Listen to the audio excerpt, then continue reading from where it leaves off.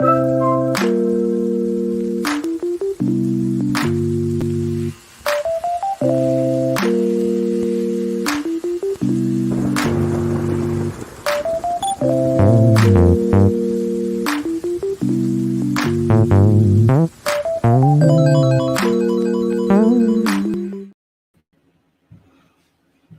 up, guys? Jason here, Morph, Mixology, Reptiles. Welcome back to the channel.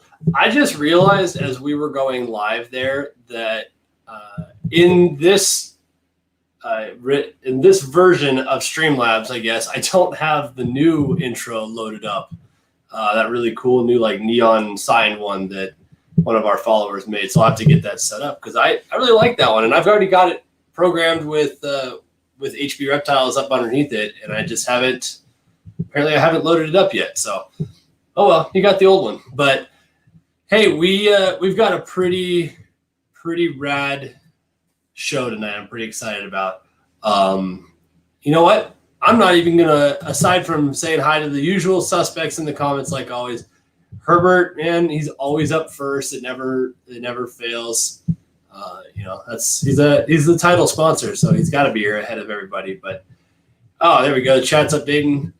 All right, cool. I guess without further ado, let's go ahead and bring in the Grahams. Chris and Kristen, how you guys doing? What's up? How are you? Hey, yeah, man. Hey, thanks for coming on with us and being, I imagine, way late in your daytime. I mean, we had to move this back so that I wasn't stepping on Cusco's toes, and now all my people on the East Coast are like, I'm into bedtime as far as they're concerned. Yeah, we kind of worked through the night, so we're this is fine for us. Yeah, we're good. It does seem like it really doesn't matter what time of day I'm online. It seems like you guys are there. So I don't know. I don't know what kind of schedule you guys work on, but it seems like it's always. Yeah, we're like we're night owls, I think. Yeah, I think it kind of happens like when you start to get that like entrepreneur hustle type attitude. Is like there's no off switch. Like, there is no time to like. It's like sun up to sundown, and then like we keep working. Like 11 o'clock last night, Chris had an idea, and we just like ran with it till like 1 a.m. And then I was like, I'm peacing out. We were in bed working, and I was like, I'm out. I closed my computer and went to bed. So clock out. That's and Herbert here, he's like, I'm literally laying in bed. That's funny because yesterday, after Billy's podcast, where they first of all, I got to salute Billy on this one and his entire following and everybody in the hobby. Honestly, they raised almost $4,000 in Billy's stream last night for USARK and the Reptile Relief Fund. So that was freaking huge. You know? Yeah, I joined into that. I think it was like right off the bat. Like it was like within the first minute they had. Yeah. I don't remember how much the stats they were saying of how much they raised right off the bat. Yeah, it was going nuts, but it was funny afterwards, you know, Chris does his aftercast thing and I had been in here watching Billy's do on the TV. And so I went into the house and I made a bag of popcorn and I got a drink and I came back here and I literally stood at my bench top here with it on the TV. I could have gone inside, couldn't lay, you know, on the couch or whatever, but I was like, I literally sent Chris a message. I'm literally watching you guys eating a bag of popcorn in my snake room. So like, I wonder sometimes where people are actually watching these things. I think bed is like the most common place I see people. It's like just laying down and putting like everybody like streams it up to their TVs now. So it's kind of like people just throw YouTube right up on TV now and just chill out and relax. And yeah, I think that's why all the podcasts do so good at night is just like, especially the later ones. Like, you know, people run late night podcasts and they do really good. Well, I usually have Billy's on the TV inside, but Mondays I have my daughter because my wife works till 11 p.m. So I usually just put it on my phone in my pocket with my headphones on. It looks like I do her bedtime and bath and all that crap. And it's like, now I don't miss anything, but I just never went back to the TV last night. So, so I guess real quick before we get started, for anybody that by some miracle doesn't know who the two of you are, you want to shout out a quick little intro about yourselves? Sure. You want to go first? Okay. I'm Kristen Graham. I'm Chris's wife. That's right. Yeah, that's right. I'm a professional strongman athlete. I own SFB Revolution. We own, I SFB Exotics. Well, I guess I own it, right? Technically. Uh, We'll get into that stuff. I've got plenty. And Of SF questions beer. about I got plenty of questions about your hustles. So we'll So I'm a pro athlete and a remote trainer and own a whole bunch of businesses. So you're next. Go ahead. Yeah, we both did like the regular 9-to-5 stuff. Like both went to college, both got our degrees. We both worked 9-to-5 jobs. She worked for the state, ran a big budget. I became a police officer, got promoted as sergeant. I was on a SWAT team for 15 years, became a sniper team leader. I did all that kind of stuff. And then I retired from there. I was 35 years old when I retired. It was kind of a forced retirement due to different situations and stuff. And it was all on good terms. So when I retired, it kind of got to the point where, I was like, I'm still young. I was like, what do I do from here on out? And I remember this is like kind of short story as to how the snake stuff started. Was my daughter was 4 years old, and we were same thing. Me and my daughter were laying in my bed on my laptop. We're watching YouTube videos, and I don't even know what we started watching, but then all of a sudden we just went down the rabbit hole. We're watching like snakes eat like rabbits and mice, and she was so intrigued, and she was like, do another one. So I'm like, I can't believe she wants to watch this stuff. And I was like, am I like a bad parent for letting her watch this? And then she was like, at the end, she's like, can we get a snake? And I had snakes in college, just like a regular snake in a tank in my dorm room. And that was it. And then I was like, yeah, she's like, let's get a snake. I was like, I love this idea. And I was so mad. Yeah. So I said to her, I was like, hey, Easter's coming in like a week. I'm going to get her a snake for Easter. And she's like, you out of your mind? She's like, she's 4 years old. I was like, I know, I'm going to get her a snake. This is going to be awesome. So we went and I bought her a snake from like PetSmart. And I went and I bought everything, like bought the tank, the lid, all of it. And we set it all up and it was like awesome. And so we had the snake and everything was like going great. And then I started watching YouTube videos to like learn more about it. And that's kind of how like I ended up getting into the snakes. Rabbit hole. Yeah, it was just like, it all just kind of spiraled from there. But so we have the snake business, we have the beard business, and that's it. Yeah, I get long-winded intro. Yeah, I get that. We were, I've told the story before. My wife and I were both deathly afraid of snakes. I was raised afraid of snakes. My theory was the best snake was behind 2 inches of bulletproof glass. And and obviously that's not the case. So no, and YouTube definitely did that for us too. And the big one for us was Brian Barczyk. I watched a lot of snake bites, and then I watched every one of his daily vlogs since he started. And my wife, it's part of our routine now. We watch it every morning, and that's kind of where this all started. So I get that. It's not often that you hear in like these interviews or whatever, people like us that were afraid of snakes ahead of time and then got into it and got into breeding and having a large collection or whatever. Like the story's always the same. Well, I was always the kid that was out playing in the forest and catching snakes and lizards and this, and that. So I think it's kind of cool that wasn't the case. Yeah, I remember when I got my first snake was just a regular ball python. And even back then I had the snake for, 2 years. I didn't know anything about ball pythons other than I didn't even know there was more to them. I just had a ball python, but I knew I was intrigued by snakes, and I thought they were so mesmerizing, but I was so scared of them. And I remember being in college, and me and my buddy, we went to the pet store, and we would look at stuff. And this guy was real weird, a typical snake person. And I wrap myself into that category too, but a very eccentric guy. And he was like, hold this snake. And he put it in my hands. And I remember sweating bullets. And I was I just got hot, and I was like, this thing's just gonna bite me. And I was like, oh, what am I doing? And so I held it, and he just kept talking to me for 30 minutes. And then he would walk around the store, and I looking back at it now, I was I think it was a great sales idea. And so I had just followed him around the store holding a stupid snake.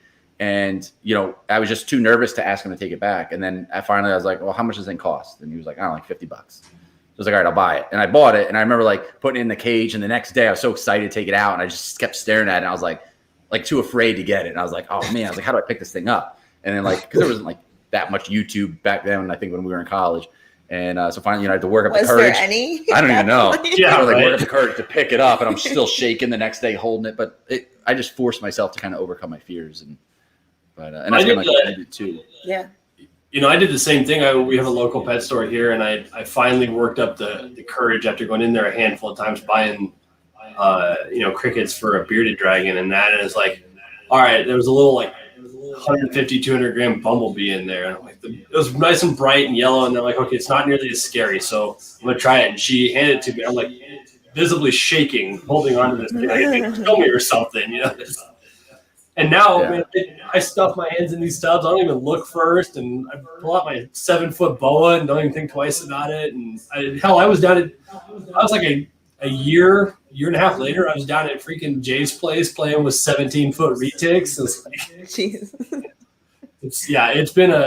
It happened quick, man. And you know, like Brian says, it's all about changing the fear to knowledge, not, you know, you're not overcoming the fear. You're just training yourself that it's, or informing yourself it's not that bad. You know? Yeah, I remember even at Tinley, we bought a retic from Reach Out Reptiles from Garrett. And when I went over to the booth, it was like we were just like looking at them, and I had no intention on buying a snake. And I think he just like took one out and handed it to me, and I was same as the guy in the pet store. Yeah, and he just handed me the snake, and I remember when he first put it in my hand, the thing just had its mouth open and was just flinging around, just trying to bite everything. And I was like, all right, just take this thing back, just take it back. And he like took it back, and he was like, all right, like basically like you can't be a scared little punk like when you hold a snake. He's like, the snake can sense it. So I was like, all right, and then I was like, give it back. So I took it in my hand, I was like sweating, I was like trying to act tough. He's like, give it back. He's like, you're still acting like a baby. So then I got like, I was like, no, I want the snake. And I was like, you know, I'll buy the snake. So then we bought it. It was like, that's kind of how it, I was like, give me a snake, I'll buy it. Chris looks the part, but he's a total wuss. Like, oh yeah. Oh yeah. No, that's, yeah. Well, it's funny you mentioned, and you and I have talked, Chris, about your law enforcement background that quite a bit, but you when you mentioned that you worked your way up through a sniper team lead and stuff like that, like you have that like Chris Kyle look. You know what I mean? Like you look like the Marine Corps sniper and shit like that. Oh, that was a nice compliment. Like the I'll take that badass. any day. Yeah. So dude, I've talked to you about this before, man. I'm just jealous of the beard. Like I wish I could grow a beard at all. I didn't know I could grow one until I retired. You just got stopped for your beard today. I just stopped shaving, and then I was like, wow, that's a pretty cool beard. I didn't even know I could do this. I'm jealous. You're looking at it, man. This is like. And it was from college. Like every day I knew I was going to be a cop. So like even in college, I did like security jobs type stuff. So like I just shaved every day of my like entire life. Like I never grew a beard, not even in college or anything. So I retired. I was like, I hate shaving. I'm just not doing it. It was funny. I had buddies of mine like that in the military that they had to shave 3 times a day or they'd be out of rags, you know, and like I could shave on Monday and I'd be fine for the rest of the week. Yeah, and that would happen to me. Like I would shave in the morning before I even went, and then like, you know, I would get like grilled right away, and they're like, "You didn't even shave today," and I was like, "I feel it. It's silky smooth. It just looks like I didn't shave." Yeah. So Kristen? What is your professional background prior to where you stand today? Did you have a quote unquote real job first? Yes. I'm one of those people that actually used her college degree right out of college. There's not many. Super rare. I was a business and accounting major, and I ended up working for the state of New Jersey, and I ran a $64 million budget for the Department of Banking, Insurance, and Real Estate. And while doing that, I just kept getting promoted. I was really good at my job, but I really, really hated it because I was so deep into like the fitness realm at that point, and I just wanted to get out. And every day I'd look at Chris like, "Is today the day? Can I do it yet?" Because I ran this budget, and I took my knowledge of running a budget, ran our home budget. I was like, I don't really need to do this anymore. Can I just dive like out of this and go into fitness? And finally, like, he gave me the green light, and I was lucky. But it was because of what I was doing professionally that it gave me the ability to know that we would be okay when I took the leap. Yeah, and what was funny was like leading up to it when she wanted to like leave her job and like just work on doing her own business. She would say like, "Oh, like human resources wants to talk to me," and she like at that point like mentally she just didn't want to do it anymore. So she's like, "I think I'm getting fired," or like she's like, "I hope I'm getting fired." I would show up like an hour late for work. Yeah, and then like they would call her to HR and be like, "We love you and we want to promote you again."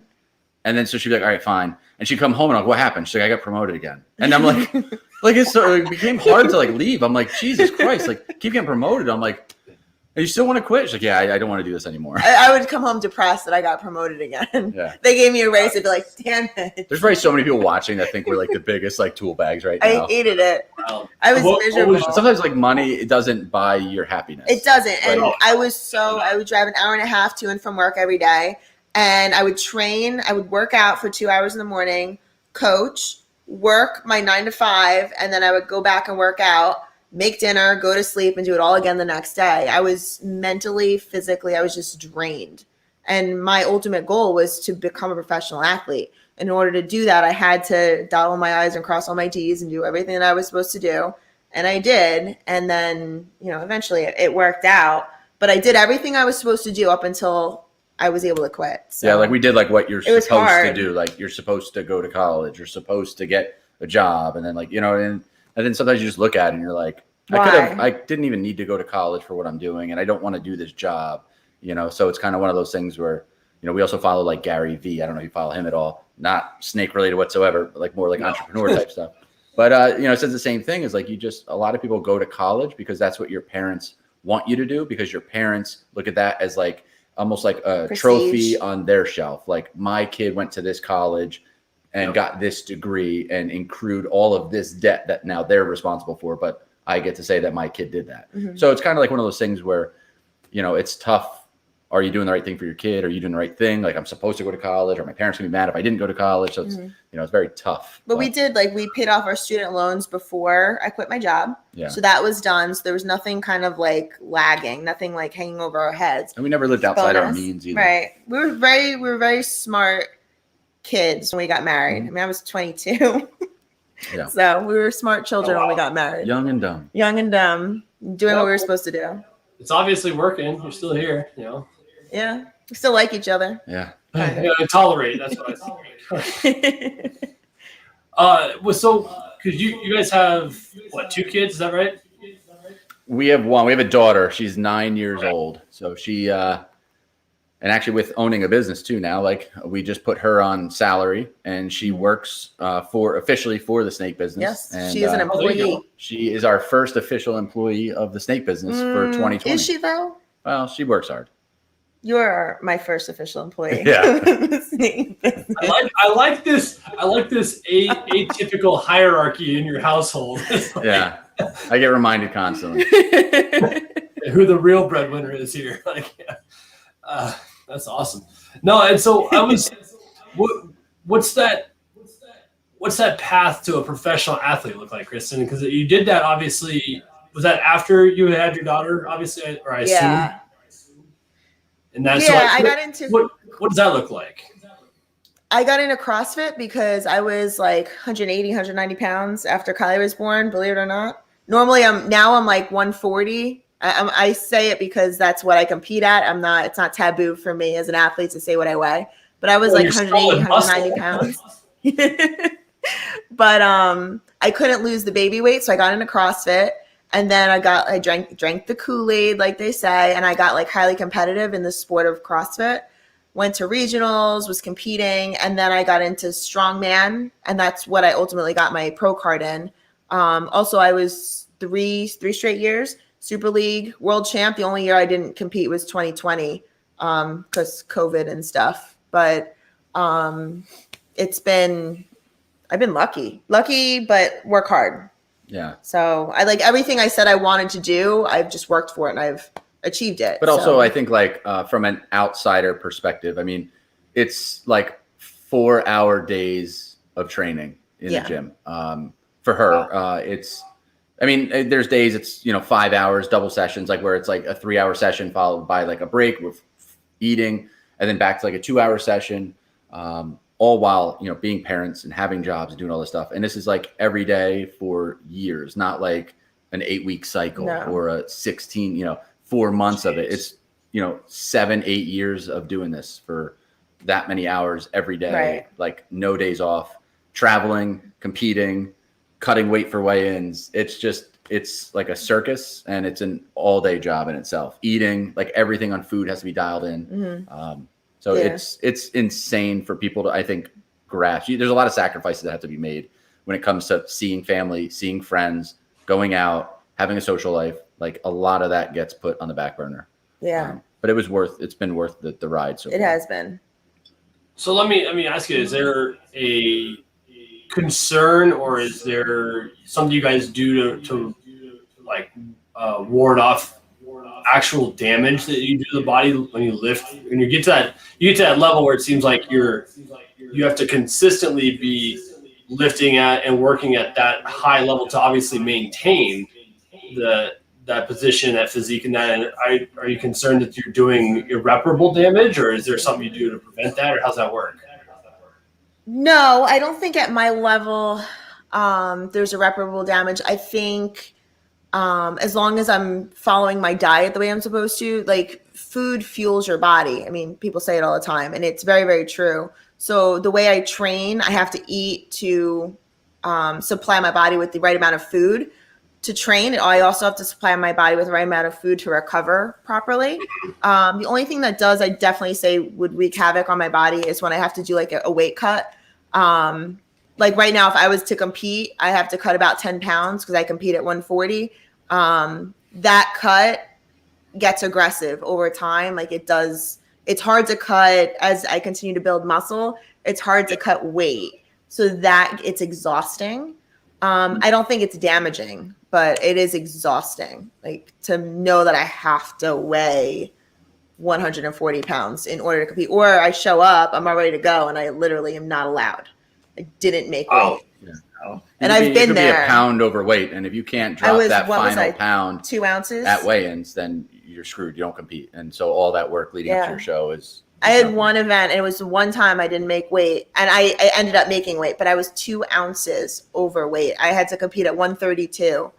I was 132.2, and I had to put a garbage bag on, get on a treadmill, and sweat out 2 ounces, and then get back on the scale. Yeah, it was the worst. It was terrible. Like you're hungry, you're dehydrated, all you want is food, and they're like, "Nope."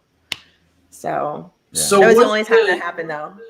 What's the difference between what you do competing at strongman versus people that compete as bodybuilders in like what we perceive as the show scene, the stage show kind right. My competitions have like an output, so I have to physically lift so many pounds or do so many reps on whatever implement.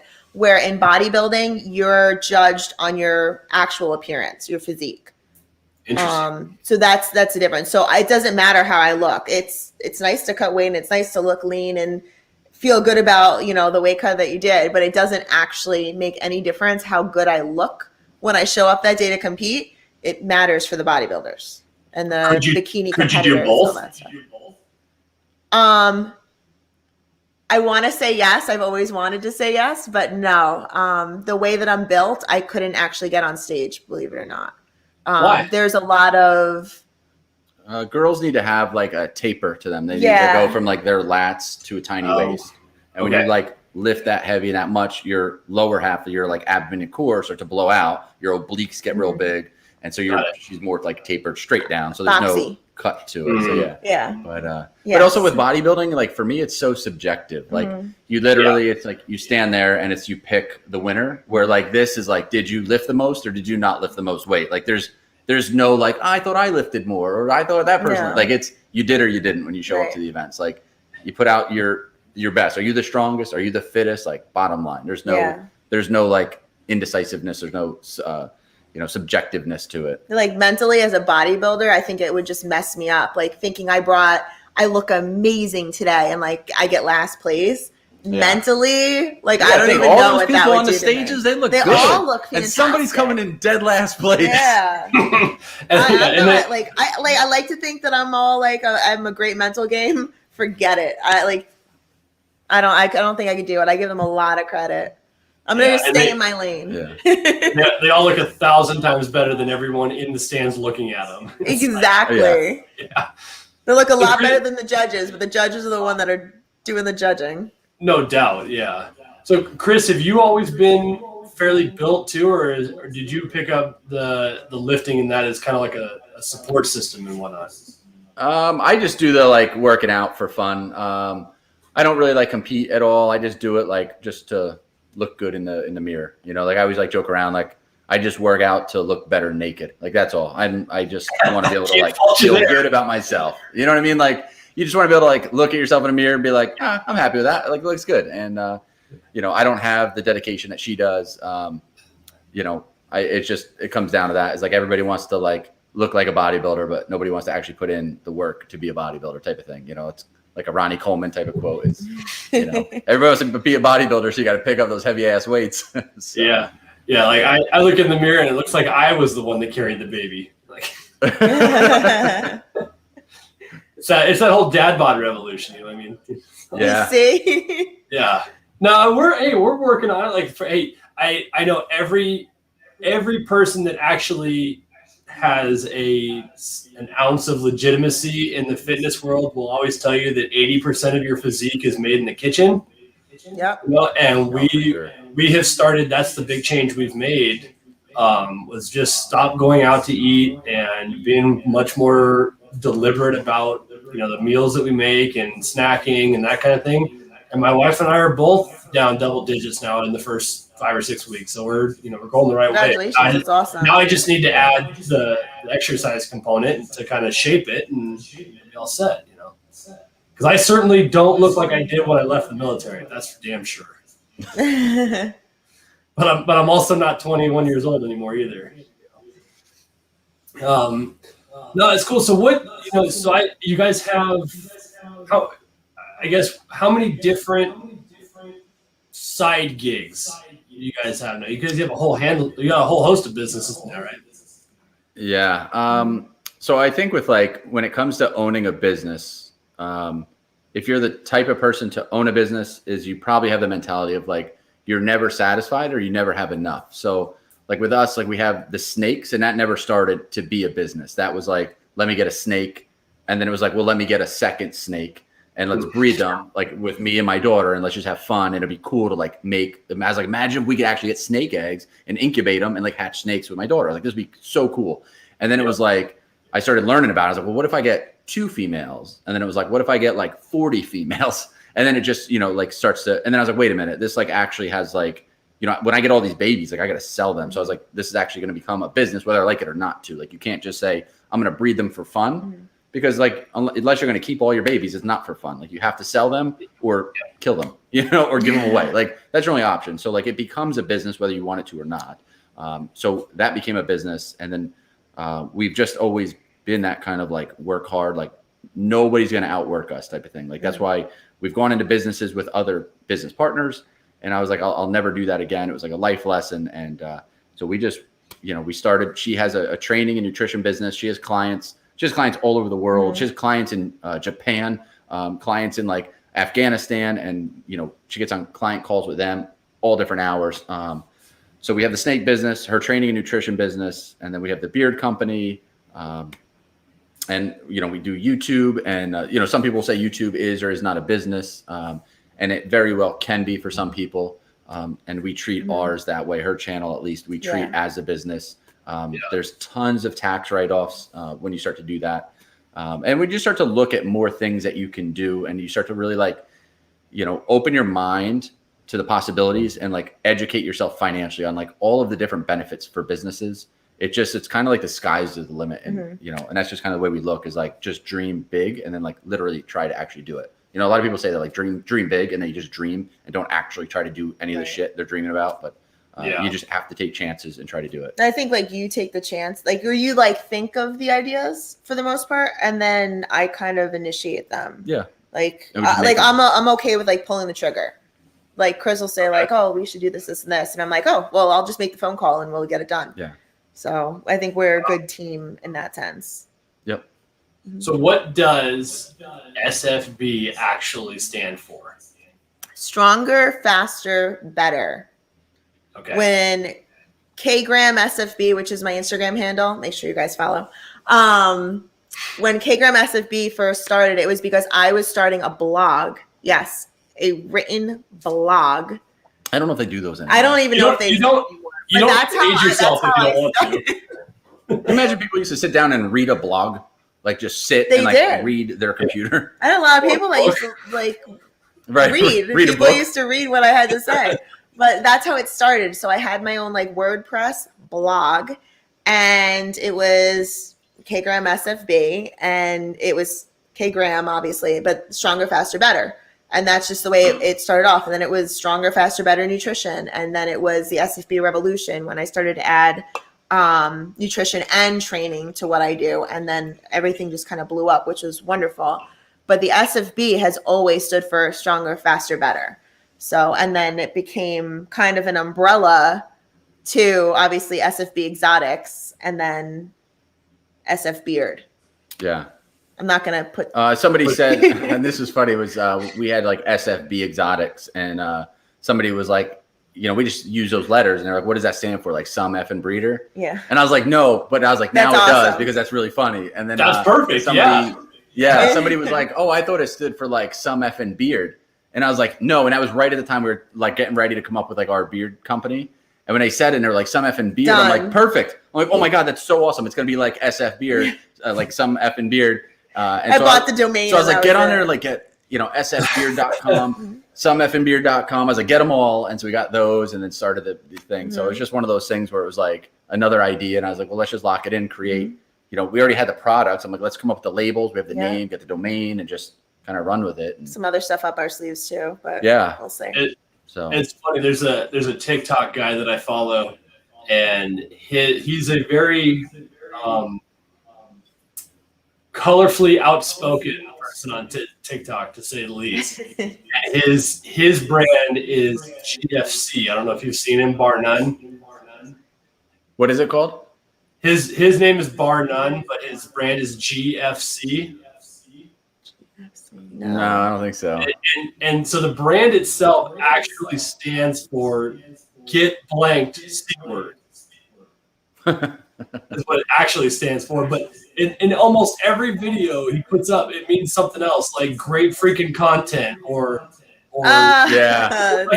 he's come up with like probably 2 or 3 dozen different things based on the situation of his video. It's like Good Friends Club, and like Gay Friends Club, and good fishing, like whatever. Like, but it's clever. It's pretty vile what it really means. So yeah, and so did the beard brand just come out of necessity for you, Chris? I started making products like for myself, and it was just one of those things where I had gotten a lot of products from different people I know that ran beard companies, or they ran companies that also sold beard products. And so I saw a lot of their products, and I was like, some of them I didn't like, and some of them I would like talk to them about, like, hey, what is in your products? Like, what do you actually use? Like, what, at the time it was like, I'm a customer. What am I actually putting on my face? Like, what's in this bottle that I'm going to apply to my face? And they're like, well, we can't say. I was like, well, it's not rocket science. Like, you can figure out mainly what the main ingredients are, but I want to know what I'm actually putting on my face. Like, we can't, it's our private collection, our private blend. And I was like, well, that's stupid. I was like, you should be able to tell the person, like, if you sell shampoo, the person should know what they're putting on their head. If you sell whatever. So I started making my own products for myself, because I was like, I just want to make sure whatever I'm putting on my face, because that's like the most important part of your body.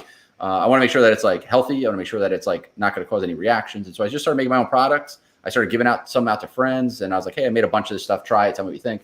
And they're like, it's really good. You should like sell this. It's like really good stuff. And so that's kind of how it started to go. And in order to make enough products, and people all the time tell me, like, I'm going to make whatever it is that we do. Like, I'm going to make beard oils. And I'm like, that's fine.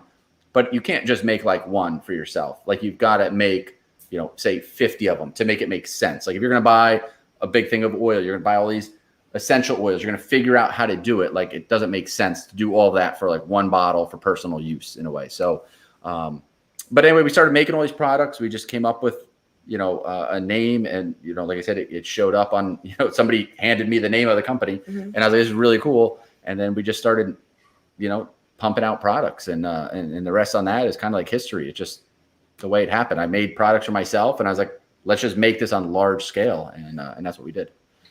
So how hard was that, getting the manufacturing and distribution figured out on a scale like that? Easy. We do it ourselves. Yes. We literally, I still make all of our products myself. I handle all of the packaging. I handle all of the labels. I help. Yeah, she does too. we do all of our own orders. Orders come in, we package them, me and her, we ship them.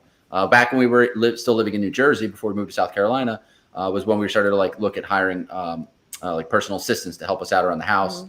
Just, take orders to the post office, package orders, and that's right before we started to move. So it was like that kind of got squashed pretty quickly. But no, we do all of it ourselves. And so that's, for now, we're good the way it's at. 808 Ball Pythons wants to know, is that how you end up with a Ferrari? Between all of the businesses. Yeah. And also too is, I could have a whole episode talking about business and how to run a business. That's a whole different thing. But, a lot of people just say like open an LLC because you can like write things off. And that's like the biggest like lie that everybody will tell people. That's like 100% not true. You don't need an LLC at all. LLC does nothing to save money on taxes. You can write you can write anything off without an LLC. An LLC just provides you protection so you don't get sued and then like lose your house. But anyway, the Ferrari, for instance, is a business write-off. You buy the car because we're on YouTube. That car was purchased through YouTube. That was a full business expense and a tax write-off. And so, that's just like, just to answer that question, that's how that kind of worked. But it was, purchased through the businesses for a business and became a business expense. But it's just different ways to really fun business expense. Right. Yeah. Yeah. It's funny you mentioned that about the LLCs because I see online a lot in like a lot of the ball python groups and whatnot. And I see friends of mine that they're like, oh, I'm so excited. Today I finally got all my paperwork done. I got my LLC finalized for my business and that. And I'm like, you had 4 clutches last year. What are you doing?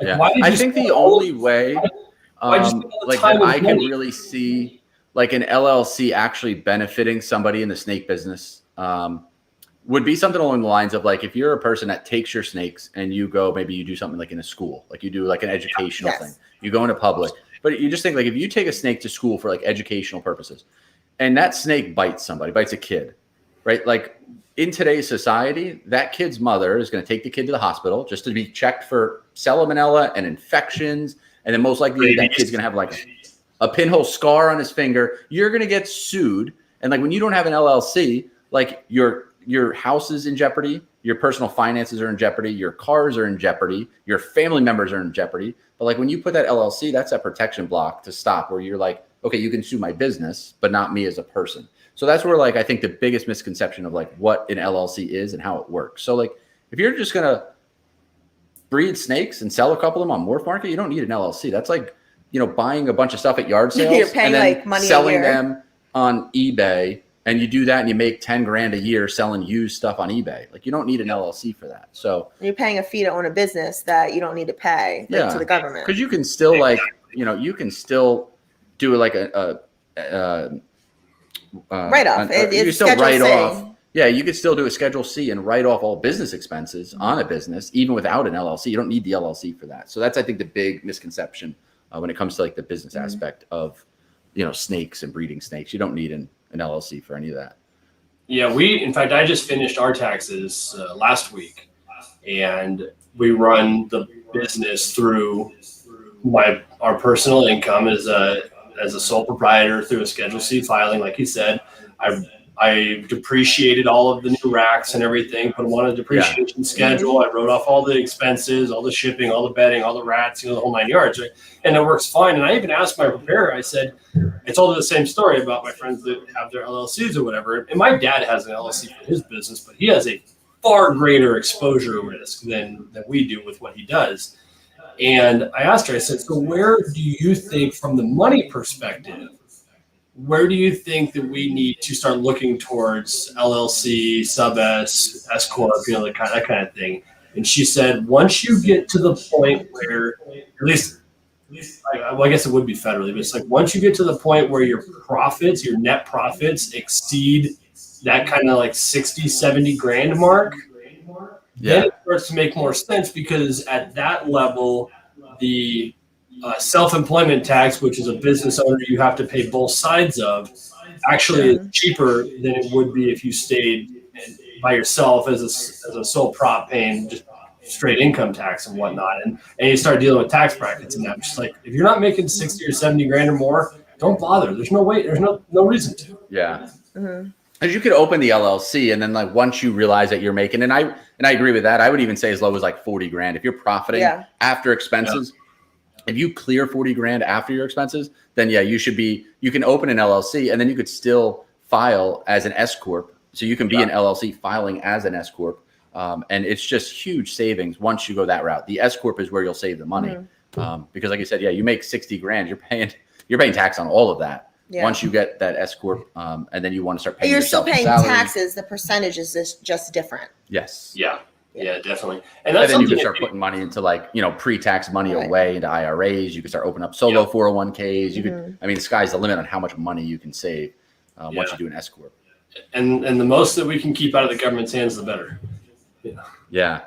We and if you guys are interested, we could actually do this. So it said Jay Flanman said, I'd love to tune into the business episode. We started our LLC in December just because I was worried about all the money going out with next to no income, thought falsely that it was necessary. So, it might be one of those things where if you guys are on, we can bring you back on and do a business hour and just talk straight business if you want. It'd be interesting. Yeah. And I'm not a financial advisor. Even with us, we hired a tax attorney who works for, he covers all of our businesses and we pay attorneys cost a lot of money, but we do pay him rather well. This year's more because this is when we started working with him, but they kind of clean everything up for you. And I think the benefits long-term outweigh the initial cost of things. And that's when you really have to realize cheap is expensive. If you're not willing to put some money out to clean up your act a little bit, it becomes more expensive in the long run. So I think we're going to save a lot of money this year because of what we've done. Yeah. Yeah. It's easy to say if you make 100, if you make 100,000, just easy, round numbers. And if you make $100,000 and you file as an LLC, not an S corporation, you're going to pay $30,000 in tax. You could hire a tax attorney for say $2,000 and there's a chance he could save you $15,000 in taxes. But a lot of people would just look at that as I'm not paying somebody $2,000. I'm not hiring a lawyer for $2,000. But that $2,000 now just saves you 15 grand. When you look at the bigger picture, you net $13,000 on that transaction. And sometimes it's worth spending a little bit of money to get that extra education. That's why they're the professionals. I say that about tax preparers the same way. Last year was the first year we filed the business through our taxes and that. And I paid that lady $365 and she found a $6,000 swing for us. Wow. Yeah. I'd say that's $360 well worth it. Well spent. Yeah. I went from 4,000 to 2,000 up. And it was it was, and then this year she did it. We had the filing completely done in the hour and a half I was sitting there and it was perfect. She ran the depreciation schedule, got everything done, showed our gains, filed everything done. We got a refund finished. It was awesome. So well worth the money. You get a professional in your corner. This is a question for you guys because I don't know. Let's see if you understand the difference here. They asked, do you guys go sole prop or partnership? And sole proprietor. Yeah, my understanding. So basically, all of the businesses are run under her name as a sole proprietor. That's why I make the joke, and you can finish your statement, but I make the joke I own the businesses.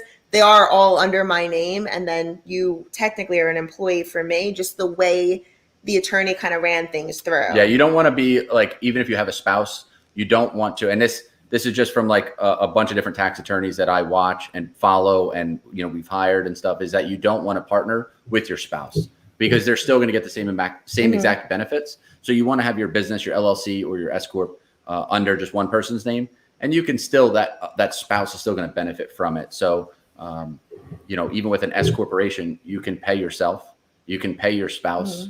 You can pay your children, usually typically when they're over the age of 6 years old, you can start. And you have paying retirement through the businesses. Yeah, and then you can, each person can contribute into an IRA, and then you can do a 401k, and then your business can also match contributions. There's just a lot of ways, and you can put all that money away before it's taxed.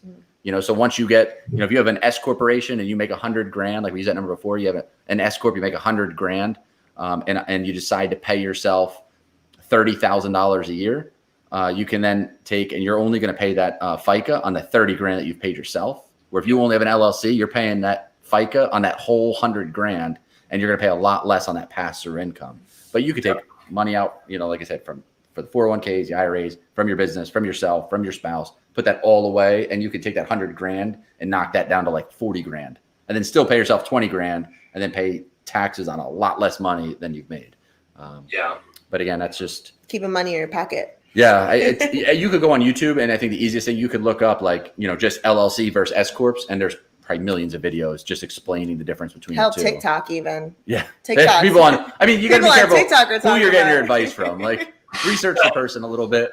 We've researched tons of people before we ever start to actually take financial advice from somebody. But there's a few of those TikTok financiers, quote unquote, that I look at. I'm like, I hope nobody's paying attention to what this dude's saying, because this is really, really dangerous advice. Like, go out and buy 6 rental properties with 0 down on this kind of flip-floppity flip-flop. Leverage your house to buy 5 more houses. And here I am trying to shed debt like it's a plague, and go all cash. It's like, it's pretty nuts out there. Well, I guess, this is, after all, a snake or a reptile channel. So get back on topic. Get to that. It's not, I like that about these kind of interviews that I do. It's not necessarily about the snakes. It's about cool people in the hobby and their story, and what, getting to know other people. And especially with COVID times, nobody's allowed to actually go, shake somebody's hand once in a while. So it's like, this is how we meet now, is through a stupid screen. This is the new way to hang out. This is the new normal. You just hang out at your house. I hang out at my house. Right. I hate it. I don't want company over, but I hate it. So actually, what I do have to, I want to ask, I don't have to, but I want to ask the stereotypical question, with all due respect, more directed towards Kristen, and you'll understand why, but how accurate was the Jersey Shore? I had a poof growing up, but I would say it's extremely accurate for the tourists. So if you live in a shore town or a tourist community, it's like Memorial Day to Labor Day. And so in New Jersey, everything was normal. And then Memorial Day hit, especially back in the 90s, late 90s, early 2000s, it was Memorial Day hit, and every Italian person from New York, Staten Island, Long Island, the Bennies came in. They flooded to the Jersey Shore, and it was no joke. It was almost like Halloween. It was the white guinea tees or the wife beaters, whatever you called it, the big gold chains, the tons of hair gel. It was for real. That's what it was really like. You just watch them walking down the street. Spray tans. Yeah, it was just going to a carnival. The fades. Yeah, and But we didn't act like the locals that. didn't. We didn't do that. No. Do you consider yourself a Jersey girl though, Kristen? Yes, I'm a true Jersey, not Jersey Shore stigma girl. I'm a true Jersey girl. Actually, one of the CrossFit competitions we did on the beach, they actually called me I was the girl from Tom's River. I was the Jersey Shore girl, because I was the only girl right from the shore that competed in the Jersey Shore competition. So that's my roots. Yeah, the beach girl. I think that was part of the problem with the show in general, is none of them were from Jersey. Yeah, no, and that's the thing is but that's how it is in the summertime. Is none of them are actually from the area. They just all migrate down. Yeah, they're from the north for the most part. Yeah, it's all those gross Staten Island people.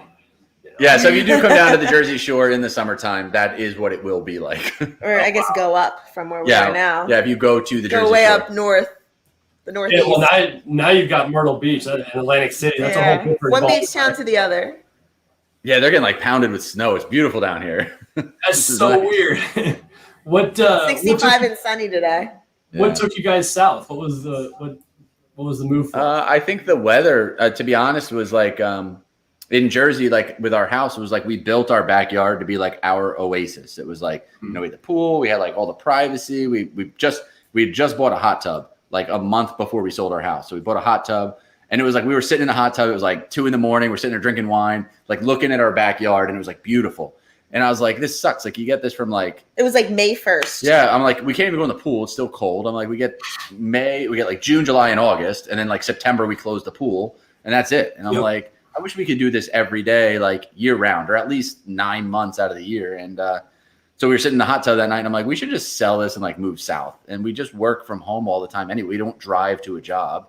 So I'm like, we could just take everything and just go south. And it was kind of like we'd made the decision, like somewhat intoxicated in a hot tub. Yeah. And I think the next day I called my cousin who was a realtor and I said, how much can I sell my house for?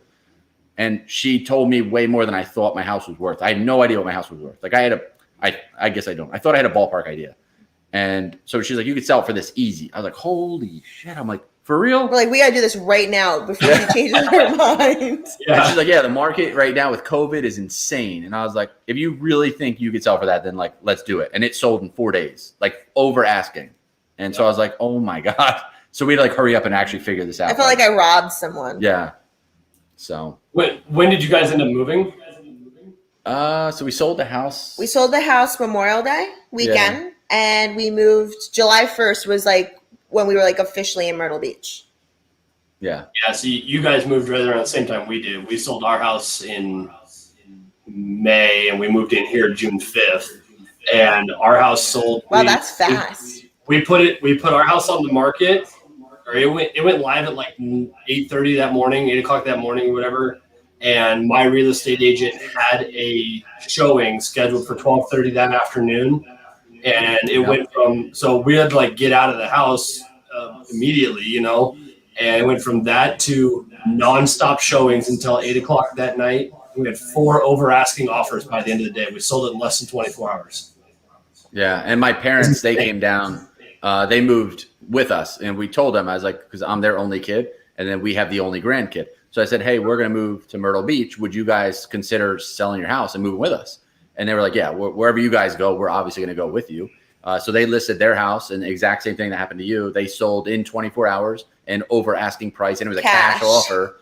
And it was like done. And they moved down. Yeah. It's nuts. And this place is a new build. This entire street's brand new. In fact, we were the second house in here. And I was talking to my builder today because he's working on one catty corner from us right now. And he said, especially with the increase in materials, he said materials are up 300% right now. You guys probably know this better than anybody.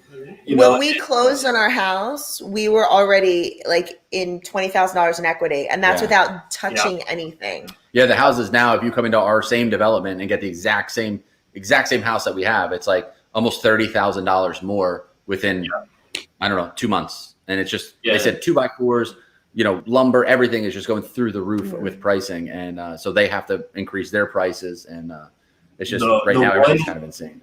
The one he's building over here, and now granted, it has a basement and mine doesn't, but it's not finished. So you figure, you know, what, 15, 20,000 for the structure itself, whatever. But that one over there is 75,000 more than this one was. You know, and that was 6 months ago or 8 months ago. It's just that only means that your value just went that's up good too. for you. Yeah, definitely. Hey, I want to burn through a couple of these real quick. I'm watching some of these chats. I think we should try to do some kind of a business stream, business podcast at some point. But my immediate answer to some of these is going to be, if you're legitimately curious about it, go talk to a CPA, tax preparer, tax attorney, that kind of thing. They will know all this a lot better than we do. But where did I lose these at here? It says, like this one, with an S corp, can't you also pay yourself? I mean, you can do that with any. Yeah, we do that. You can do that. We pay ourselves. We see it salary. And we pay our daughter. We started a family management company. So you can't pay your kid directly from an S corp, but you could start a family management company. And then your business can then pay the family management company, and the family management company can then pay your kid directly. And then what you could do with that money is you could either open up like an IRA for your kid if you wanted to, or you can pay for like your kids' activities, like say soccer, gymnastics, all that stuff. And all of that money is pre-tax. So you don't pay tax on that money. So you can then funnel that money without ever paying tax on it, and then pay your kids' sports instead of what we all typically do is we pay tax on our incomes. And then we pay for all our kids' stuff after taxes. So that's just another extra thing you can do with your money. Black Smoke said that I think in my state they require a business license if you make over $3,000 a year from your business. So hearing all this will definitely help. So they're going to look more into that detail. Obviously, for state filings and that's a totally different animal, and every state's going to be different. Yeah, every state's going to be different.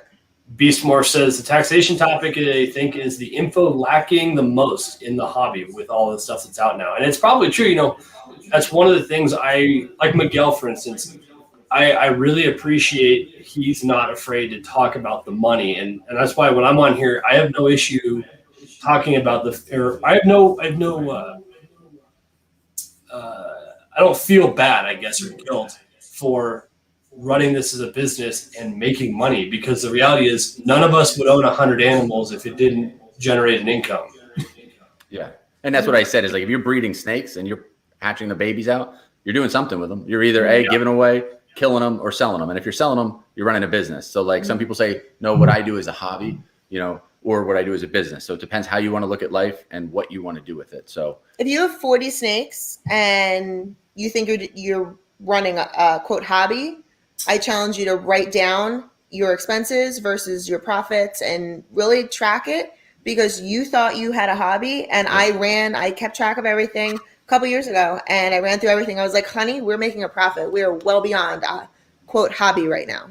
Yep. They also ask, what about writing off animals? That's, again, I don't know I personally don't know the terminology. And I think a lot of people throw the term writing off. Well, it's like the Seinfeld episode. Oh, just write it off. Oh, you just write it off. Yeah, exactly.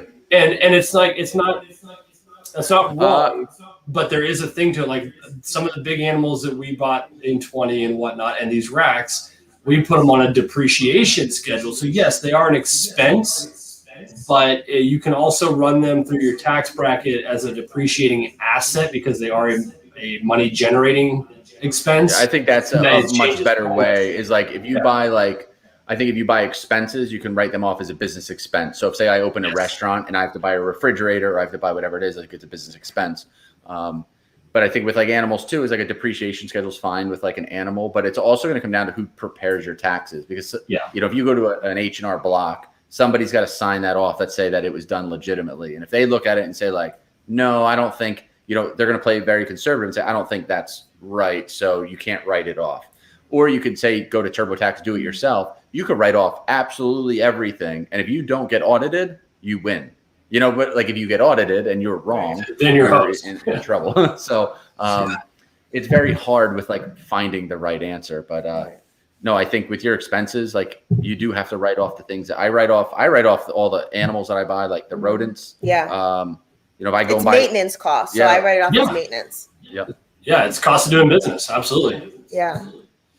Yeah, same thing here. And is it possible to write off equipment purchased last year if it wasn't filed on? You'd have to file an amended return if you're going to do that.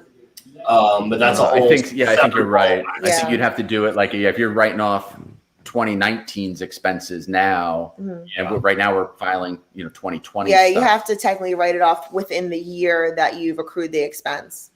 Yep. Let's see if all right. Yeah. So anyway, there's a bunch of similar questions in the chat about that. Like, this is like what I went to school for. Yeah. And like Chris said, we're none of us. I mean, Kristen's probably the most well versed in this, but none of us are CPAs or tax preparers or attorneys or whatever. So that's definitely something that if you're wanting to be serious about it and do it legitimately, I guess is the best way to put it. Put somebody on your team that knows what the hell they're doing and leverage that knowledge base. So. Yeah, definitely. Here's an interesting question, and I know my answer, but what do you guys think? Do you carry special insurance for running snakes as a business?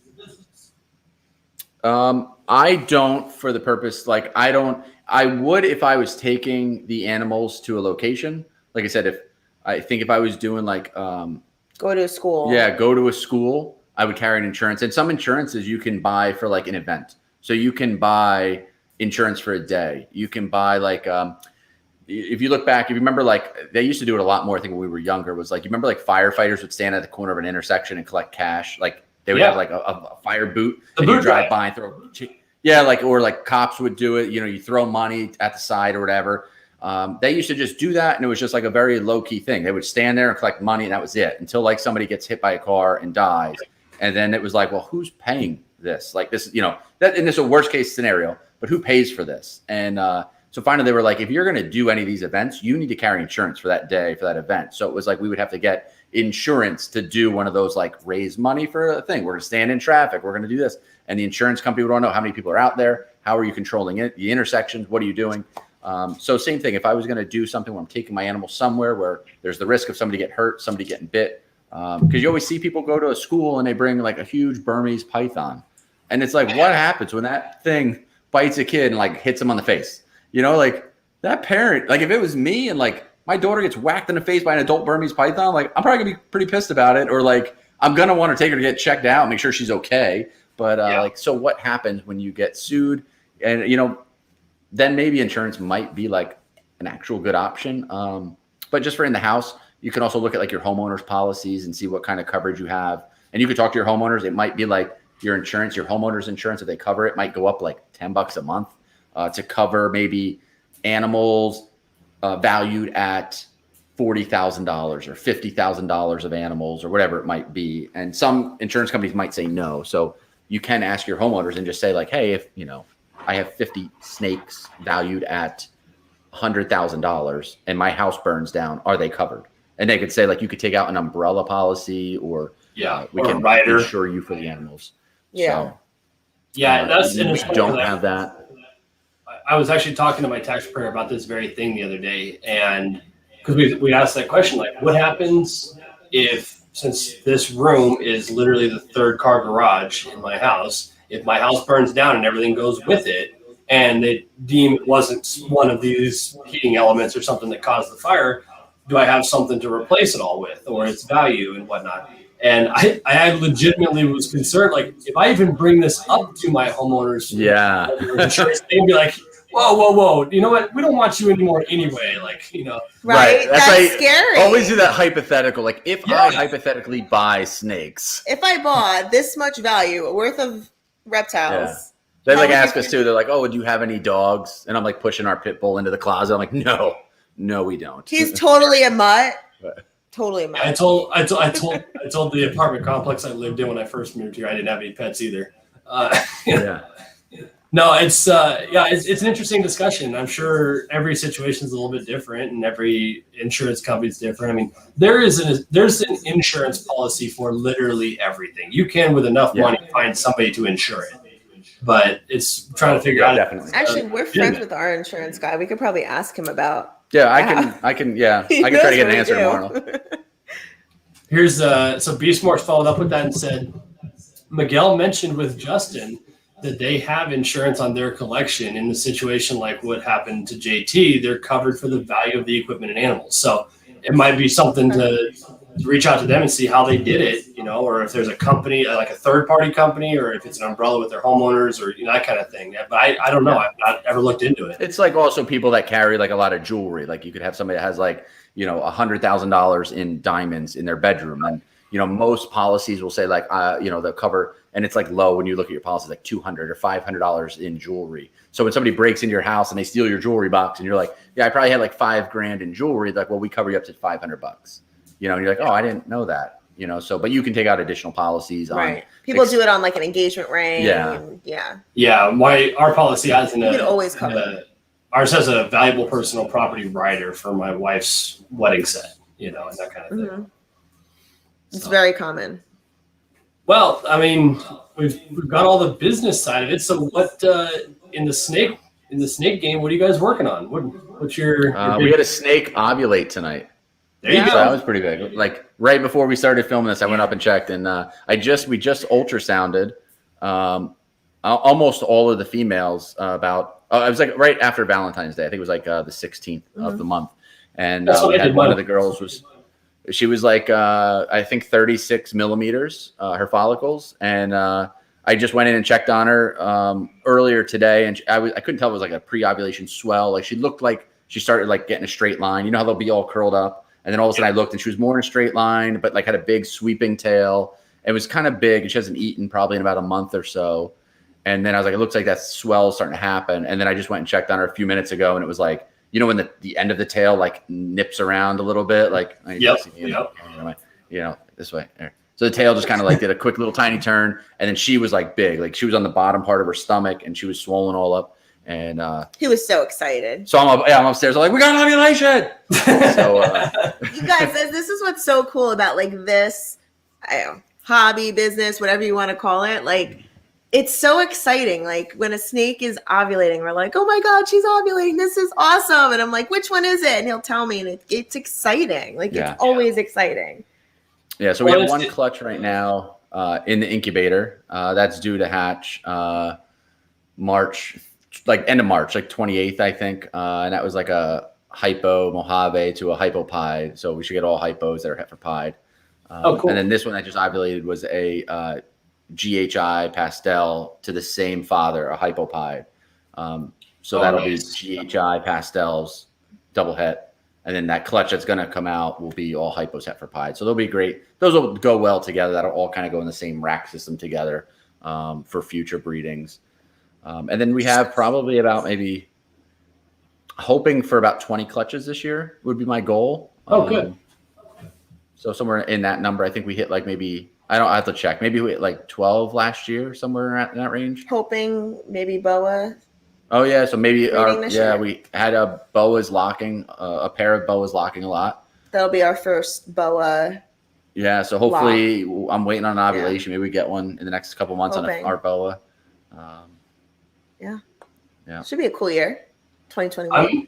I'm hoping for the same. I've got my doom rolls girl down here at my feet in the stub, and I've not seen any action with the two of them, but she's been off food because you stop feeding the doom rolls in the winter or during the breeding season, and she seems like she's just getting bigger. And I ovulated her a couple weeks ago, and she's at like 32, 35 millimeters, something like that. But theirs get like 60, 70 millimeters. They're huge.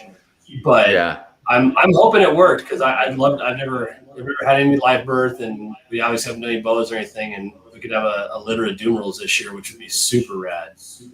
Yeah, I don't know if he's still in the chat. I saw him earlier. A friend of mine, John, is Underworld Exotics on Instagram, and that's what his YouTube is. I saw his comment before. But I want to give him a shout out because when we were moving back in May, we had probably about 3 clutches in the incubator. And then I had like a bunch more due right before we moved. And so I think at the time that we were moving, I think I ended up with about 7 or 8 clutches in the incubator. And we were leaving New Jersey and heading to South Carolina. Timing was terrible. I was like, what do I do? I got like 8 clutches in the incubator. Like, I was like, telling her, I'm like, I don't know what. I'm like, in my head, I'm like, can I drive from New Jersey to South Carolina with eggs? Can I put like heat packs on them? I was like, how does this work? Like, can I transport eggs for 9 hours in my car? I'm like trying to like research. I'm like, how sensitive are the eggs? Are they going to die in 9 hours if the heat starts to drop too much? And so it's funny. It's one of those people that like you talk to on social media all the time, but you never met in person. I met him once at a pet store, but anyway, John from Underworld Exotics lives in my town. And he has a bunch of snakes. So I said to him, I was like, listen, I'm moving. I said, I have an extra incubator. I said, can I give you an incubator and all my snakes that are in, all my eggs? And can you finish incubating them until they hatch? And I said, I also have some like racks. I'll give you the racks. And that way, when they, hatch, you have a place to put them. I was like, I'll give you the hatchling racks. I was like, you can keep all that stuff. Keep the racks, keep the incubator, but just incubate the eggs when they hatch. I said, just feed them, get them on food, do what you can. And then at some point, ship them to me when they're of age. And it's like one of those things where you still don't know people that well. And I'm like kind of giving somewhat of a stranger, but somebody I've talked to for over, maybe a year or two on social media. A lot of money. I'm like, I'm giving them, 60 eggs. And I'm like, can you just take all these eggs and please someday send them to me? And he's like, yeah, no problem. So we drove, 20 minutes to his house with all the eggs, the incubator, everything. We came in, set everything up. He got the incubator running, left the eggs there. And then, I told you my parents moved down here after we moved down here. So my dad kept driving down periodically and these babies kept hatching randomly. So I was like, hey, my dad's going to drive back down again. Can you give him like another box of, snakes?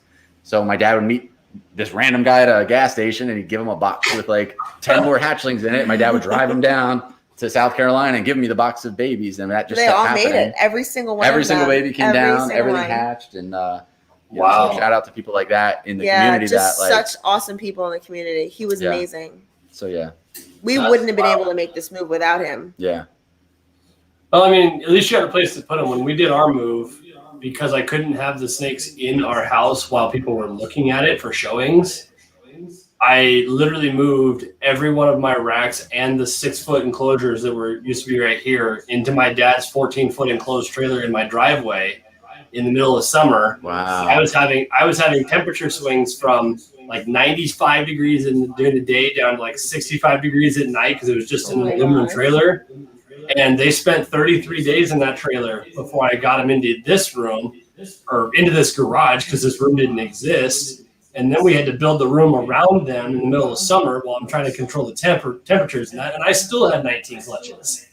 So we when we sold, my cousin, who's a good friend of ours, she was our listing agent. And so I told her, I was like, listen, because we had a basement in our house, I said, all the snakes are in racks in the basement. We moved them into like the back corner. And then we had like some, the big enclosures with the glass fronts on them.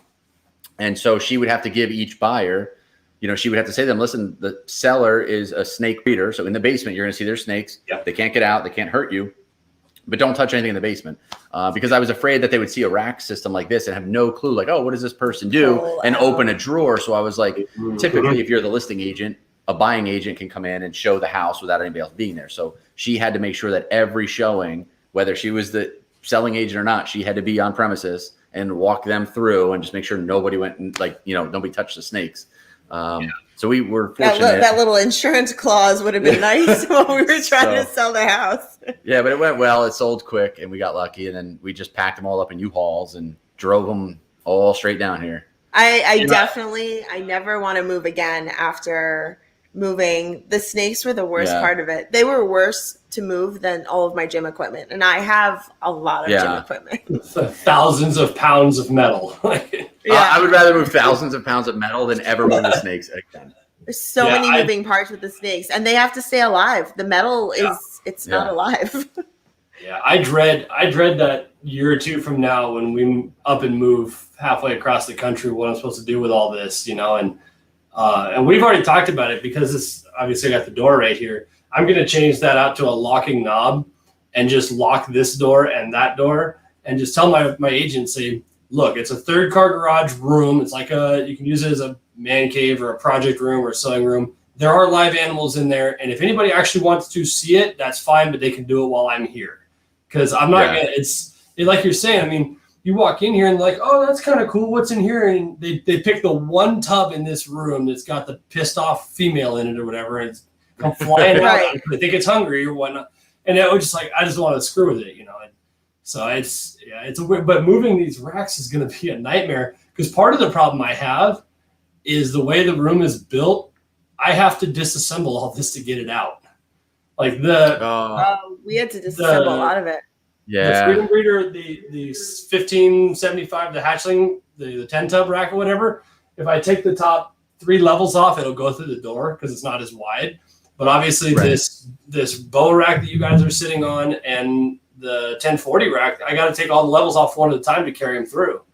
So I'm actually thinking about into that with when we had this house built was we had a room that we planned to put all the snakes in, and then like quickly we realized it's like down a little hallway. I'm like, we can't get all these racks to go down this hall and turn and then make it into that room. And I was like, crap. So like the room my daughter was gonna be in, I was like, well, guess what? You gotta go. I was like, the snakes are going in your room, and I was like, so I had to move my daughter to a different bedroom, and so.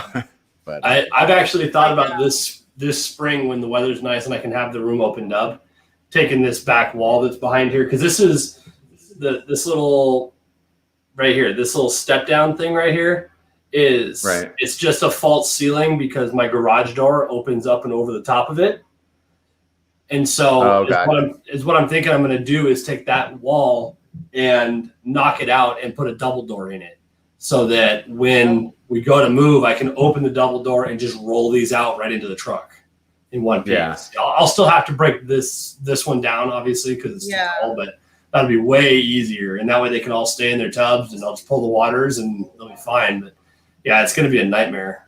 Luckily, I don't have to do it yet. And they're heavy. Yeah. Somebody just got an ovulation.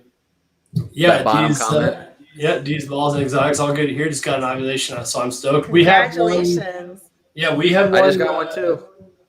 This girl right here is due on the 12th to lay, and this one right here is pre-lay on the 3rd, and so I missed those. Actually, I caught her ovulation. I didn't catch the other one. And I've got, as far as ultrasounding is concerned, I've got, I think, 3 more 25 millimeters and larger. So we're right there at that point. So we're definitely off to the races and pretty excited. But I still got stuff from last year I need to sell. So we need to get moving. I think I'm down to like 3 snakes. I think from last year, I think everything went really well. It was a good feeling, but I think I'm down to like 3 snakes. I think like 2 females and a male. I've got 7. I still have left from last year. Right here. I got these 7 right here.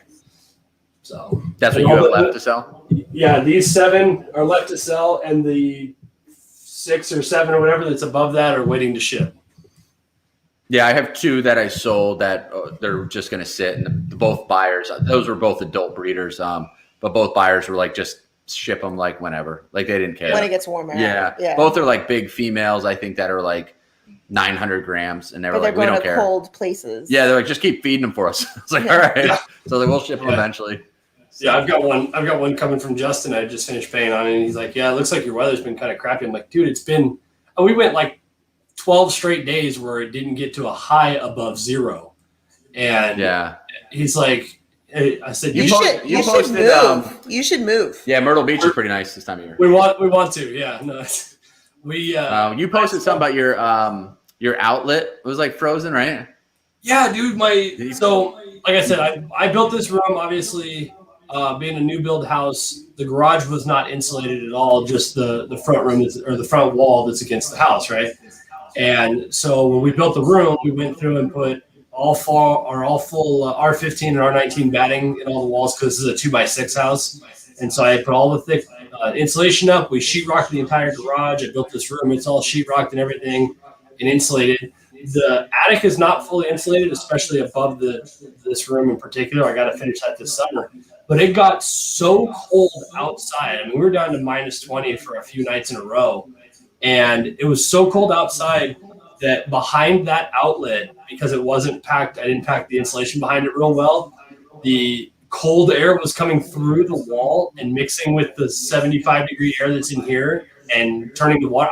It was raining in the corner. Like I had standing water on the ceiling. Oh my God. I had to turn my humidifier down, and then I weather sealed the door that goes outside. It's taped shut. I literally can't open it. And because it was raining, I solved that problem. But yeah, the water on the front of the outlet was freezing because the air coming from behind it was so cold. I literally had ice on my outlets in here. Wow. That's crazy. Yeah. I don't miss any of that. No. The problem was I put this mini split on here. It's not very big, but I mean, this room's only 160 square feet. I figured it'd be enough. And when it gets really cold, it's not enough to keep this room as warm as I want. So I run an oil-filled heater here on the floor on a thermostat as well. And it's just kind of a backup more than anything. And I'm glad I had it because for like 4 nights in a row, it got so cold outside that it was below the minimum operating temperature for the condenser unit that's outside on the ground. And so it just goes into protect mode and turns off. Oh. So the room got down to like 65 in here because my little space heater is not designed to hold everything up. And so luckily with that and the belly heat and whatnot, everything was fine. I was like, this is ridiculous, you know? Yeah. But yeah, so I had to take that outlet out and insulate behind it and pack it all in and spray foam, and it's been dumb. But it's our first winter trying to do this. I mean, at the old house, all the snakes now were in the basement, so we never had a problem. So I never thought about it. Corey, my buddy Corey Heft said, what's your most anticipated breeding or pairing this year? What are you working on? So we have, I'm actually really excited about the clutches in the incubator right now. Yeah, the one in the incubator. Yeah, that's the hypopide. We have Angolan pythons, which I would say are somewhat rare. most people, you really don't see them around at all. So we came into a pair of Angolan pythons, and we've been breeding them. Cool. I'm not sure if they'll go this year or not. They're tricky. Yeah, they're kind of tough. So if that goes, that would be cool. If we can get boas this year, that would be the first time we've ever gotten boas, and to have like a live birth would be really cool. So we're not breeding the Burms this year, right? Next year? No, next year we'll have Burmese pythons, hopefully, and then. But so this year, I think most anticipated. We have a couple. I have a pastel clown bred to a hypopide. So hopefully, get like triple hets that we could start that way for like hypo clown pides. And then we have a lot of just like hypopide combos. I think those are pretty exciting. I'm sure I'm missing stuff or can't. I have a lot of clown stuff too, but I'd like to get more like double recessive stuff going. We have a lot of pied stuff too. Yeah, a lot of pieds. We like pieds. Yeah, pieds are pretty cool because like they're always different. Like no matter what your clutch is, like you can get tons of high white pieds, low white pieds. It's like, always different with pieds. So I don't know what my most is. I think any of the hypopide stuff I'll be excited about. My most anticipated clutch, Corey is actually doing. So I had an extra normal female in the rack I had no plans for this year, and I hadn't bred her or anything. And Corey and I got talking. He has a TSK hypo tri-stripe male. Okay. And so I sent my normal down to him. So I said, "Hey, let's put these together. I need a couple of females to put in the rack, start growing up. So I really want a tri-stripe, and that hypo tri-stripe is badass looking. So that one, I hope that works. But I do have some cool stuff. We got a lot better chances at dreamsicles this year than we did last year. Obviously, more clown stuff.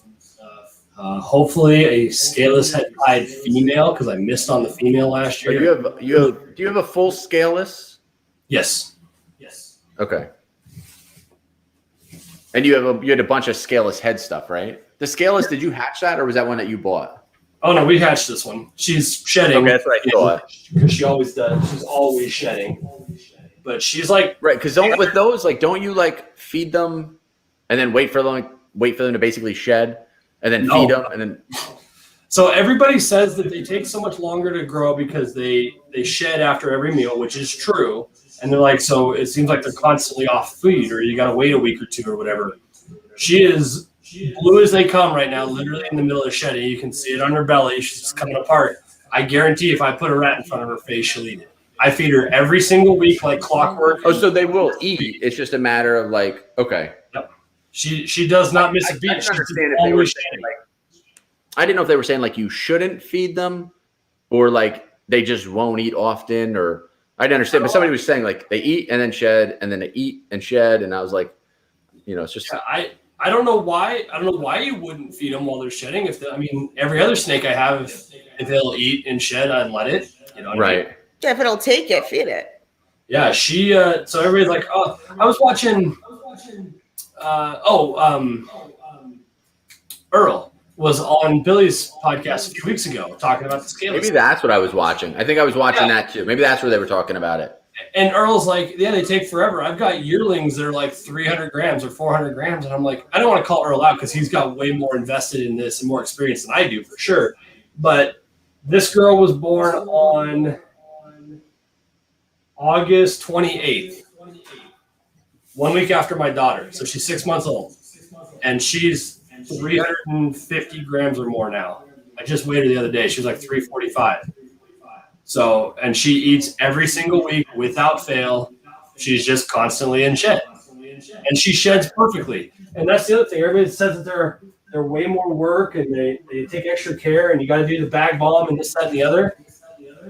She's in a 10 tub with cocoa blocks, just like every other hatchling I have. I have a female Enchi clown that's older than that. I think it's about 7 months old. And it just hit 60 grams. Yeah, see, now I have some that go that way too. She's a pig. It was born at around 17 grams and then wouldn't eat. It didn't eat for about the first the one you were force 4 feeding? months. And then we started force feeding it. And then eventually we like assist feeded it. Like we would just put the like Pinky Mouse in its mouth and he would like bite down on it. We'd put him down and he would sometimes he would constrict it after we forced him to bite it. He would constrict it towards the end. And now finally, like it's eating like crazy. Like you just put like a little Pinky Mouse in there and immediately she just clamps right down and takes it herself. But it was like one of those things where like, I didn't want to jump right into force feeding it. It was like a runt as it is. And it would not eat. Like we would leave Pinky Mice in overnight sometimes. We would try everything. We would do pre-killed. I would try like frozen thawed. I tried like everything. And I couldn't get this thing to eat. And finally I was like, we'll just force feed it. And that whole process though, like to watch, I feel like is so overwhelming. But when you see it happen and like you have to like teach yourself how to do that. And like watching Chris like learn and physically do it and kind of get into the act and then like have a process where he's doing it every couple weeks and everything. It's such a cool thing to see.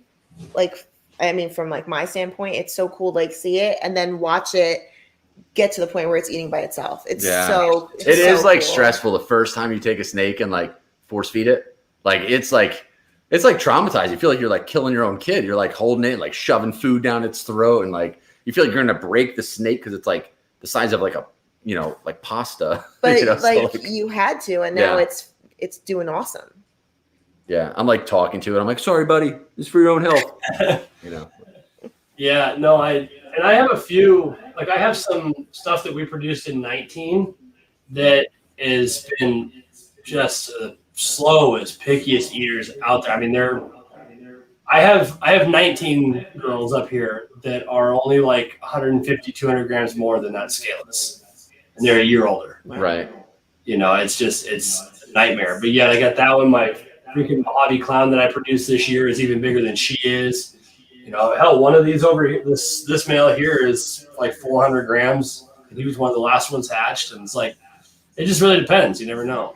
Oh yeah. We have some females that like, the same clutch, they hatched around the same time as that one that now just hit 65 grams and they're probably like pushing 400 grams. So it's like, but it's funny when you look at two that are the same age and like how tiny, like one's like a little noodle and the other one's like a beast, just killing like almost small rats at this point.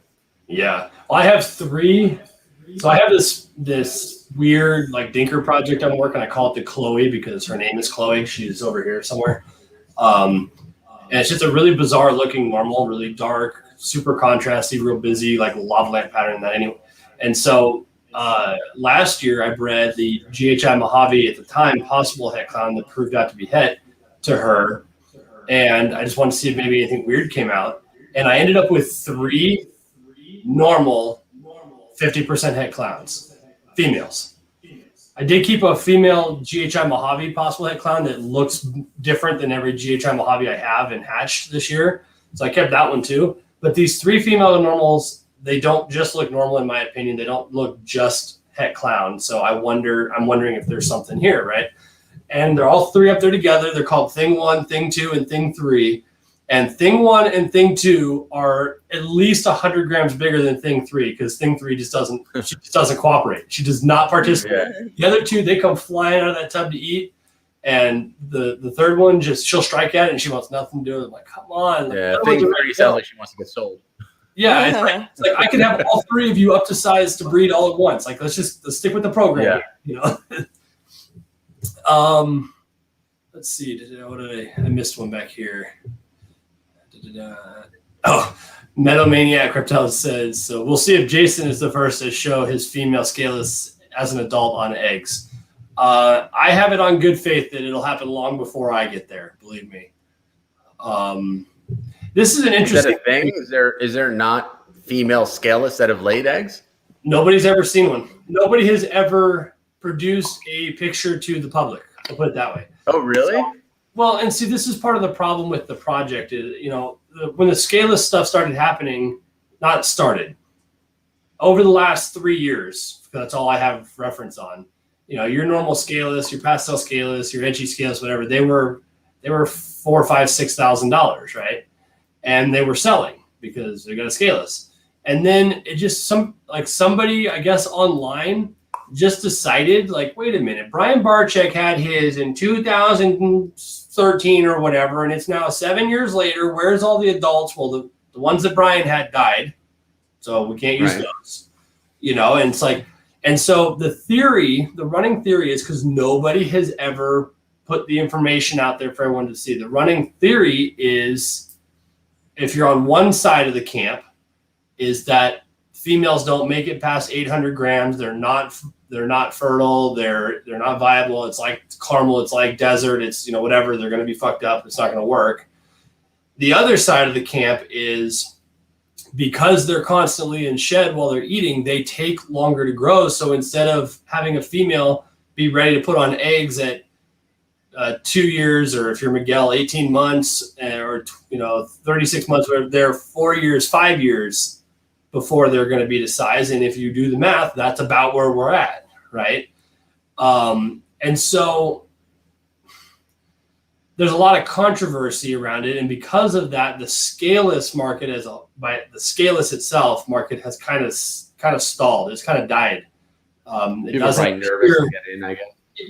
Yeah, because they're still 4-figure animals, and it's like they don't want to spend that kind of money, especially on a female. Now, a male would be totally different, because as far as we can tell, the males breed just fine, Right. But nobody's ever seen the female lay eggs, so they're concerned about that. And since nobody has done it, they're like, well, this obviously isn't worth the money. Now, if you listen to Earl when he was on Billy's podcast, and Earl and I have spoke on the phone numerous times about this over the last year or two, and he told me, and he told them online or on that podcast, that there is at least, if I remember correctly, at least 2, maybe 3 that should be on eggs this year. We should see it. And the problem is there's a lot of misinformation about it, because in that same exact interview, Antoine from High Desert Pythons was in the comments saying, I have personally ultrasounded however many, 6, 8, 10, 12, whatever, and have never seen follicles in one. And yet Earl is saying he has seen photos and a video of an ultrasound specifically from Daniel, who's probably got more of them than anybody, that had follicles. Right. So there's so much disinformation. There's so much secretism for some stupid reason. Everybody's hush-hush about it. And, it's not helping that nobody is showing either progress photos, ultrasound pictures, breeding, any of that. Because if none of the information is being shared, then it looks super sus, obviously. When you say Daniel, you're talking about constriction addiction? Yeah. Right? Okay. Yeah. And then it doesn't help. I know Daniel, I don't know his whole story, but I know he went through a whole bunch of stuff last year in that. But if you look at his track record over the last year, he sold a bunch of his scaleless and scaleless head stuff last year, like 900 gram females and stuff like that. And which makes you worry, like, whoa, maybe he knows something that he's not sharing with anybody. But my theory is, well, if you've got a bunch to offload, you would offload them all and then say, oh, it's not going to work. Not my fucking problem anymore, right. Which is kind of a shitty thing to do. But so I don't know. It's tough. But Earl said, without a doubt, if nobody is going to do it, he'll do it. He's going to do it regardless. So he's another year to 2 out, he thinks. But he said if nobody's going to man up and do it and actually be transparent with it and show all the pictures and the videos and show what happens, and if you lose a female, you lose a female. That's part of the game. He said he'll put his stuff up on it, and because he's really invested in the project, he believes it in that. And I'm not right behind him. I'm a long way to go, but this girl's still for sale. She's been listed since she came out. If she doesn't sell, so be it, because it's kind of cool having her, But it's and if she doesn't sell, and this year or next year, whatever, somebody proves that they're totally viable, which I don't have any reason to believe that they wouldn't be, then I'm that much further ahead, Right. Yeah. And it's one snake, and it's like, it might be kind of cool to like try it too. And, be one of those people that prove maybe they aren't actually breedable, but, Well, and it's one of those, where they are, and then you win. I agree with Earl in this case that it's not something that you're going to replace your entire collection with. It's not something you're going to say, I want every snake that's in here, but in the scaleless form, But for me, I'm working a project this year. I've got a pairing this year for a long-term scaleless project that if they prove to not be viable, I'll make one for myself just because I think it's going to look ridiculous. And then if it's a male, I can use it. If it's a female, she'll just be a really badass pet. You know what I mean? But I think that the bad press around scaleless has ruined or has tampered down the scaleless head market. And I think that's wrong because, well, I'm invested in it, honestly, but the scaleless head stuff is really cool, man. Like it's an enhancing gene. It brightens pattern or brightens color. It screws up pattern. It does all kinds of cool stuff.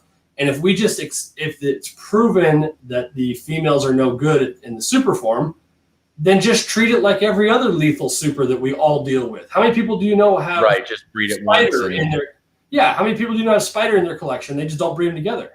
So just don't breed scaleless heads for a super, but use it as an enhancing gene and make some really cool stuff with it. Right. You know, like that scaleless head pied that I kept, that is easily one of the coolest looking pieds I've ever seen. You know, because he's got like a two-tone color and the patches are side by side and the pattern's kind of funky and he's really dark and it's like, you know, I don't know. It's tough, but you know, oh well. She's cool while it lasts, you know. Yeah, for sure. Yeah, and I saw Corey post another interesting theory in here. I don't know the validity of this, and it could be. Corey said, I heard the theory that they shed constantly because without scales, they get micro scratches and such on the skin, so they're constantly shedding to repair them. It doesn't sound false. But also, like when they shed too, is like, don't you have to be very careful when they shed? Aren't they like very particular? Like you can't like help them shed and like you can, but they need to be ready. And you can definitely feel the difference. You know how when you have, for lack of better terms, when you have a scab, right? You know at some point, like if you start to peel the scab, you can feel like if I peel the scab off, it's going to bleed like a sumbitch. Right. Well, if you wait another 4 days, you could flick it and it'll disappear. You know what I mean? Yeah. And the scaleless will do that. Like if you look at the way she is now, if I were to start helping her, even though her belly is completely shed and it's just like shredded apart in that, if I were to grab that and start pulling it, there's a good chance you could rip the skin because she's not ready yet. Wow. And I learned from Earl, it's like you leave them the way you do, and this bedding's not real wet, and especially with the cup holders in this, I don't have to worry about them spilling the water, which is nice. Because if you get them too wet, they develop sores. Just like if you stay in your hot tub too long, you turn into a prune. It's simple science, right? You know, see that many times. I miss my hot tub. You know, with this, when they go like. The problem the problem with her is unless you can see it in her eyes, you can't tell she's in shed because she doesn't have that color change because you don't get that milkiness underneath the scales, which has a different reflection and whatnot, right?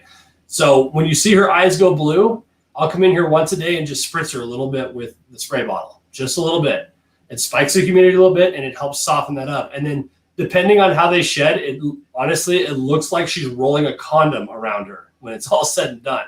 It's really bizarre looking, but you can feel it. And if you grab it and it very lightly peels off, just like any other snake that you shed with, you know, after you soak it or something, you can absolutely help them. But you got to be delicate with it because they don't have a protective layer. That's the difference, you know.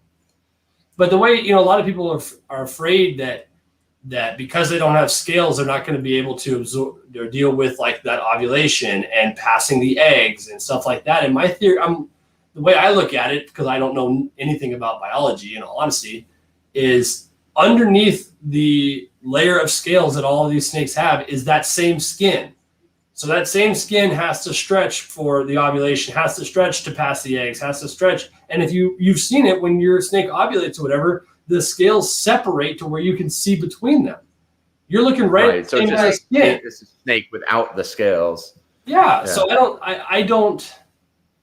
Aside from an infertility issue, which how would we know until we try? I don't see any reason why they shouldn't reproduce. But it would be weird for every single one of them to have an infertility issue. Well, and that's happened though with what is it? Desert, yeah. Caramel? Well, the females aren't infertile. Their oviducts and that are screwed up genetically to where they're all egg bound. They can't pass them. That's the difference. Oh, so they do build follicles. Yes. Okay. My understanding, anyway. Gotcha. So, but yeah, we'll see. It's fun. I was stoked. I was stoked when we hit it. My dad's girlfriend. She's the one that cut the egg. We only had 4 eggs in that clutch because my scaleless head girl's real small. She was only probably 1,300 grams when she laid, something like that. But she gave me 4 perfect eggs, and the odds on that were 1 in 4. And the very last egg was the scaleless. I mean, we hit it right where it should be. So it was pretty. Our one that just the one that laid with the eggs in the incubator, she was 1,500 grams. Like when we started to breed her, and how many eggs did we get? 8. 8 or 9. 8. Was it 8? Yeah, we had 8 eggs out of her, and she was 1,500 grams when we started to breed her. I legit thought we were gonna get like 4. Yeah, she wasn't like super big, and that's what I said. Like maybe it's like 4 or 5. I didn't like ultrasound or anything, and then all of a sudden it was like egg after egg. All of a sudden we had 8 huge eggs. I'm like, holy shit! I'm like, it's a lot of eggs. She did not her. stop. Like at the end, it was like there might be another one in there. Yeah, It's funny. I have a big girl in here she was probably 2,700 grams or something when she laid last year, and she only laid like 4 or 5. And I had like you're saying, I had like a 1,600 gram girl next to her that laid 8 or 9 or 7 or 8 that year.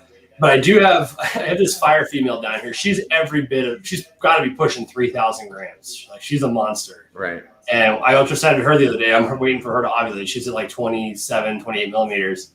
And my wife was running the probe back. I'm like 7, 8, 9. Like you could count them. There's at least 9 in that one. And every year she's doing 9 or 10 routinely. We have one big female, and Really? I bought her off Craigslist, and it was sold as a het pied, and she's about 4,000 grams. And the guy was like, he sent me everything, photos. It was he's like, she laid 6 eggs, and he got like 3 pieds. And I was like, all right. And he was just giving it away with a male pied. He's like, I want to just get rid of both of them. So I was like, all right, I'll buy the pied, and I'll just take this female. And she's huge, a monster female. And so the next year she laid 6 eggs again for me. And so I was like, wow, this guy he's like, he said she laid 6 and laid 6 for me. I was like, it's pretty maybe coincidental. We'll see. And she proved she was het pied. He wasn't lying about it. And she's hopefully going to go again soon. But like to see a huge, massive female like that only lay 6, I was like, damn it. I was like, I was hoping she's going to lay like 12 eggs. She's a monster. I was like, Betty. Yeah, we had another one, Betty. She's same thing. She was like 9 eggs, and then the next year we thought for sure. And she reabsorbed her eggs. So, I was so mad. Yeah. Holding out on us. This first one that's going to go is a pin potion female that we got. It's like, I'd have to look at her tag. I think she was the 3rd snake in the collection, something like that. Which one was Johnny? Johnny's number 2. Yeah, so she's number 3, I think. And so we raised her from a hatchling, and the last 3 seasons, this being the 3rd, I've put my red stripe GHI to her because I wanted to make GHI Mojaves. That's all I wanted to do was make GHI Mojaves and GHI pinstripe Mojaves. And I see locks after lock after lock. 2 years in a row, doesn't lay a single egg, no ovulation, nothing. Just like, screw you, I'm not doing it. And then I walk in here one day, and I started breeding her in October like I do with everything else. And I walk in here, back in December or whatever it was, and she looks like she swallowed a freaking Nerf football. And I was like, all right, cool. I guess you're going to participate. Like, she's way early for the rest of the collection. I don't know what she's doing, but it's That's like, awesome. And I think I counted, what did I write on her tub? I only counted 4. I wrote 4 on her tub. I want to see how many if I actually counted correctly on the ultrasound. But yeah. They're finicky, man. Sometimes you just never know what you're gonna get. Yeah. Well, we're closing in on that 2-hour mark. That's usually where people get tired of listening to me talk. Is there anything else you guys wanted to bring up that we hadn't talked about yet? Anything you want to mention? One thing that we haven't mentioned yet. Well, I've talked to you about it numerous times so far. Is that we are actually starting a podcast. Ourselves. It's not really going to be snake related. Well, it's not really going to be snake related whatsoever. Not specifically, but maybe we'll talk about snakes at some point. I don't know. It's part of the hustle. Yeah. So it's called the Hustle and Muscle Podcast, and it's going to be filmed Wednesday nights. We've been going live Wednesday nights on Kristen's channel for a while. Yeah, I would say at least 2 months now, and we do it like 9 p.m. Our time. We're on the East Coast. and we go live. It's just the two of us, and usually we just kind of like grab like a bottle of wine and we sit and just, same thing, answer the questions that come in on the chat, or if people ask questions on Instagram. And so it kind of just kept evolving over time. And so then we were like, we should start bringing people in. And so we were joking around, like, what is the difference between like a podcast and just going live on Instagram? I was like, 'cause we just go live on Instagram. I said, like, we want to call it a podcast, but like what YouTube. makes Live on YouTube. Oh, I'm sorry. Yeah. Live on YouTube. I was like, what makes something like a podcast? So I was like, is it just bringing in the guests? So I was like, why don't we just start, we have so many contacts in fitness and sports all over like the country. Business. And business stuff. And I was like, why don't we just start like bringing people in and just talk about different topics? So we that was like one of the other business ideas that we'd come up with, is like, let's start a podcast. And so we're going to be launching that. We're going to announce it on our channels starting tomorrow, because every Wednesday we film it. And so it's going to start in March, and we're going to film it live on Kristen's channel. And then what we're going to do, instead of leaving the live broadcast up, we're going to pull it back down off of YouTube. And then we started a new YouTube channel, and it's if you go on YouTube and search the Hustle and Muscle podcast, you'll find it. But we're going to pull it down and then put we'll edit the video. So if there's things we want to take out of it, we can. And then we're going to edit that video, and then it's going to go up onto our new YouTube channel. So you can always tune into her channel and watch us film it live. And then it's going to be recorded and put onto the new YouTube channel that we're starting. So we launched it last night. We let it go live. I think we hit maybe almost 100 subscribers overnight, which is really good. Kristen's channel just hit 50,000 subscribers, which is like a huge milestone, I think, on YouTube. And I'm closing in on 10,000. Yeah. So I'm trying to catch up to you. I'm trying to catch your channel. I'm real short of 15. We're almost at 15K, and I'm looking at. So I'm trying to hit 10. That's my goal. I do have a giveaway up right now on my channel that we haven't pulled the winner yet. Yeah, for like the fitness people, it's a it's a Blackstone Lab stack. It's all kinds of fitness supplements and stuff, and it's a typical like, comment, subscribe type of thing, but it's a 50,000 subscriber giveaway. So it's special. Yeah. So you ended up not going with some of the suggestions for your podcast, the boobs and beers, or guns and something in ammo, and they were all funny. I thought it was funny, like getting people's ideas and stuff, but no, somebody said Beauty and the Beast. I was like, I think we're gonna get in trouble for using that. Yeah, I was like, we'll get sued by Disney for that, Beauty and the Beast. Yeah, if you even think. What was the one that we had that was good? Jugs and Ammo. Oh, Jugs and Ammo was good, but we had Beast and the Beard and the Beast. The Beard and the Beast.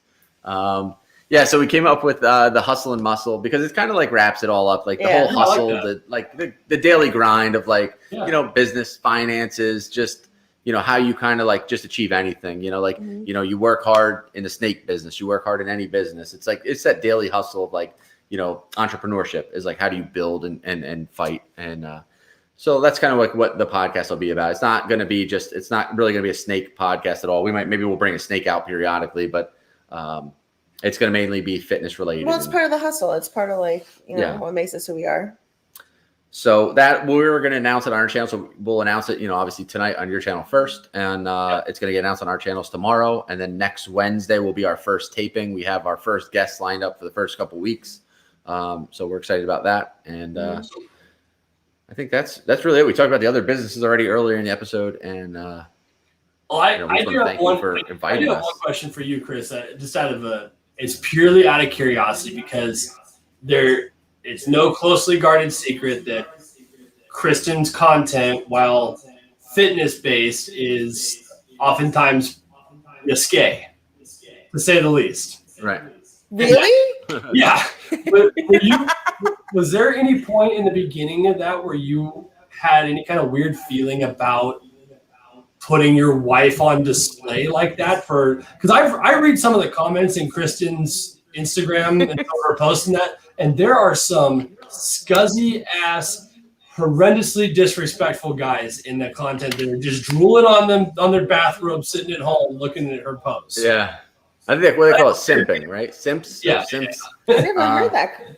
Yeah, so it's funny, like if you're into bodybuilding, there's like Rich Piana, who's like this big bodybuilder who's never really made it to the big time. He became famous in bodybuilding, but mainly through social media and his personality. But one thing he always said was like with social media was like, he would always say like post and walk away. And like, so he would post on YouTube and then walk away and work on filming his next episode, film something, post it, and then walk away from it. Where like some people post stuff and then live in the comments. So they'll post a photo, a video, and then they sit and just, they can't get out of the comment section. And if you have thin skin and you post something on, like when you, like anything you do, YouTube, Instagram, whatever it is, you're putting yourself out there, you're being vulnerable. You put a picture up, you could think it's your best selfie, right? You take like a picture in the car, you post it, and then like you have a friend who's like, your hair looks like shit, you know, like something's like that. And you're like, man, and then somebody else hits you with a jab, and then somebody else just says like, you look stupid, whatever. And you'd be like, oh man, I'm gonna delete this. And then you start to like recluse and back up. And, you know, like, so it's kind of like the comments are what they are. You're always going to have people that don't like you. You're going to have people that do like you. I'll focus on the people that do like us. I appreciate that type of stuff. The negativity, I'm not going to let it like, we've got thick skin. Nothing really bothers me. I really don't care. Her Instagram really, like, it took off years ago when did a photo shoot. She did a photo shoot. We just talked about it too. Yeah, we did. We just had this conversation. We just had it, yeah. And the photo shoot was like my idea. And, I'd seen like different girls shoot with a certain photographer. And I thought the photos came out. They're very artistic and I loved them. And all these photos like captured me. And I was like, we should like hook up with this photographer. And like, I think you should do this. I said, you have a great body. Like you should do this. I would love it. I don't really care. So she did the photo shoot. We kept the picture. Right? What's that? It was kind of like a boudoir style shoot, wasn't it? Like that? The first ones were actually like in a gym, and then we went to like a beach. It was out in California. They were very like, they were sexy, but like classy, and they were done nice. And at the gym, and then we did the implieds. It wasn't really boudoir; it was more implieds. Right, and so they were mainly for us. We didn't know what we were doing with them. I just liked the picture. I thought they were cool, and then she like posted one on Instagram, and it kind of like just started taking off. And like, I didn't have a problem. I could care less. I think I don't know. I'm proud of her, whatever it is. And she posted them. I don't really care. And, people can say what they want. Nobody will ever say it like face to face. Anybody that leaves a negative comment or a bad comment, that same person will meet me in person and be like, man, I love your wife. It's like, you'll never say that shit you said on social media to my face or her face. And every time they meet you in person, they're very nice to you. But a lot of times you tell me like, you should post this or you take the photo. Yeah. Now, like Chris takes most of my photos. Yeah, I love photography. I think it has something to do with like shooting. Like if you're like, for me personally, like shooting rifles, being a sniper, being on a scope, it has a lot of correlation to photography. It's like dialing in cameras, being behind this like thing, like getting things just right. There's a big correlation. I think that's why I like it so much. But I love shooting video and I love editing video for YouTube, especially like when you put things to music and like start to like get artistic with it. Like there's like an art to it. And no, I have no problem with what she posts. I don't know. I guess we're both just very open-minded. Nothing bothers me. So I have zero problem with it. Well, it's interesting. People are offended by it, so be it.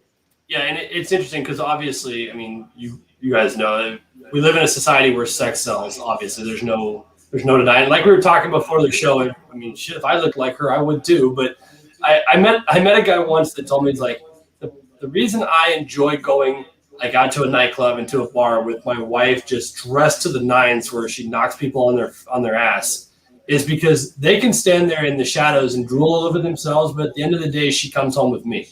And so it doesn't matter. Right.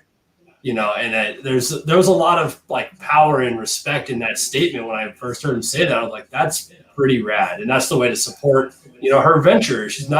You guys are both on the same page of what she's doing, obviously, and that's all that matters. And you guys enjoy it, and it's working for you. So, I've always thought that was interesting. Like when you get started with it, you know what I mean? It's like that first step. Is it kind of weird? Is it like, well, this and I figure like you look at the comments, like, dude, put your fucking tallywhacker back. 90% of the time, we like just laugh at the comments. Yeah. Like, it's just funny at this point. We've like screenshotted some that are like so bizarre and weird, like sent it to friends, and it's just I don't know. It's just you can't take it too seriously, and I can't imagine and don't even want to venture to guess what some of the DMs you get look like. We just stopped looking. It just got to the point like we don't even open them anymore. It's just there's some weird people out there. You just like I think you said in the beginning, you can't or you have to have thick skin. You have to have thick skin. Yeah, that's just it. You just have to have thick skin. Yeah, if you get offended easily, stay off. Yeah, just stay out of the influencer category. I mean, if you're big, like if you're big in YouTube and Instagram, for some reason, the people on YouTube will chew you up so much worse than Instagram ever could imagine. Like Like Instagram, I was like, it's not that bad. Go to YouTube, and people are mean for no reason. Like absolutely no reason. Like the most heinous things you can imagine will be in the comment section of your YouTube video. So yeah, it's almost as bad as Twitter. Yeah, like for no reason whatsoever. TikTok too. TikTok. It's TikTok like that younger generation. Kids are so TikTok. mean. Yeah, I forgot about TikTok. That's even worse. Kids are TikTok so. It's like being back in like elementary school. Like it's like go sit down and put your diaper back on. Yeah. Like you post a TikTok of you and your dog. For some reason, somebody's like, "Hope your dog dies." You're like, why? Why would you even say that? Like why? But it's just like for no reason. So it's crazy. Well, we're up against that 2-hour mark. I know it's getting late in your neck of the woods, and I got a little one to take care of. So, if you got anything else, man, if not, I appreciate you guys being on for sure. It's thanks for having us. Yeah, it's fun getting other people on and talking shop. And I know there's a lot of guys in the comments not that appreciate a lot of the business side of it. It's not something we've got to yet on here. So that was a lot of fun for sure. And I would say too is like I think you put all of our information down below in the description. So if anybody has any questions, if there's anything that we can help with that might not be like snake related necessarily, you could always reach out to either one of us. Obviously not unsolicited DMs, but you can reach out to either of us, and we'll do our best to try to help out too. So yeah, absolutely. But no, we just want to thank you both for letting us, both want to thank you for letting us come on your show. Oh, absolutely, man. I appreciate it. I'm glad we can make it work. I know I've talked to you guys a few times before, and it's good to kind of, put as best we can a name to a face, you know what I mean? And yeah, for sure. We can do in COVID times, I guess, until the world pulls its head out of its ass. But, yeah, definitely. Yeah. Hey, it's a good day because next month, my wife and I are traveling down to Kansas City to visit some family. And we're going to go to the Herps KC show, and we're going to hang out with Josh at the Ball Python Shed at his table. And I'm getting the hell out of my house. I'm going to go see some people, and it's going to be awesome. So, Sounds awesome. Yeah, nice. So, yeah, if you guys are ever, if you ever get lost and miss your turn at Albuquerque and end up in the middle of nowhere, somewhere around my house, you guys are more than welcome to come by and say hi. Thank you so much. Thank you. I'm sure we'll run into you at one of these shows, but I think that definitely for this one, man. Yeah, absolutely. Cool. All right, I'm gonna set you aside real quick and sign out with them, and we'll be good to go. All right, guys. There you go, man. Chris and Kristen Graham from SFB and all of its meanings, man. Easily, I put on the tagline on the stuff on Instagram when I put it up, the strongest couple in reptiles. And that's obviously a little bit of a play on words, but easily one of the hardest working couples out there for sure. I mean, they're grinding like nobody's business. So super cool. We're going to have them back and definitely do like a business, like a business hour and just kind of break down a little bit more about running businesses and being your own boss and that kind of thing. So there's a lot of people that really want to do that in their world. So we're going to keep it up with that. I do. Real quick, next week's going to be a good one. Same place, same time. I'm glad you guys were able to get here for the 8 o'clock Mountain start. But next week is the Reptiles Unplugged guys. We're bringing their podcast to my podcast, Garrett Hartle and Brian Cusco. In fact, for those of you that are followers of Brian's channel, I'm going to be on his podcast right before mine. So we're going to do an hour with Brian. And then Brian's come over here. We're going to grab Garrett, and we're just going to hang out and shoot the shit and talk animals and maybe whiskey. So I'll see you guys at the next one. Make sure you like, share, and subscribe. Go down to the comments. Follow all of their stuff. It's all down there. And I'll see you guys next week. See ya.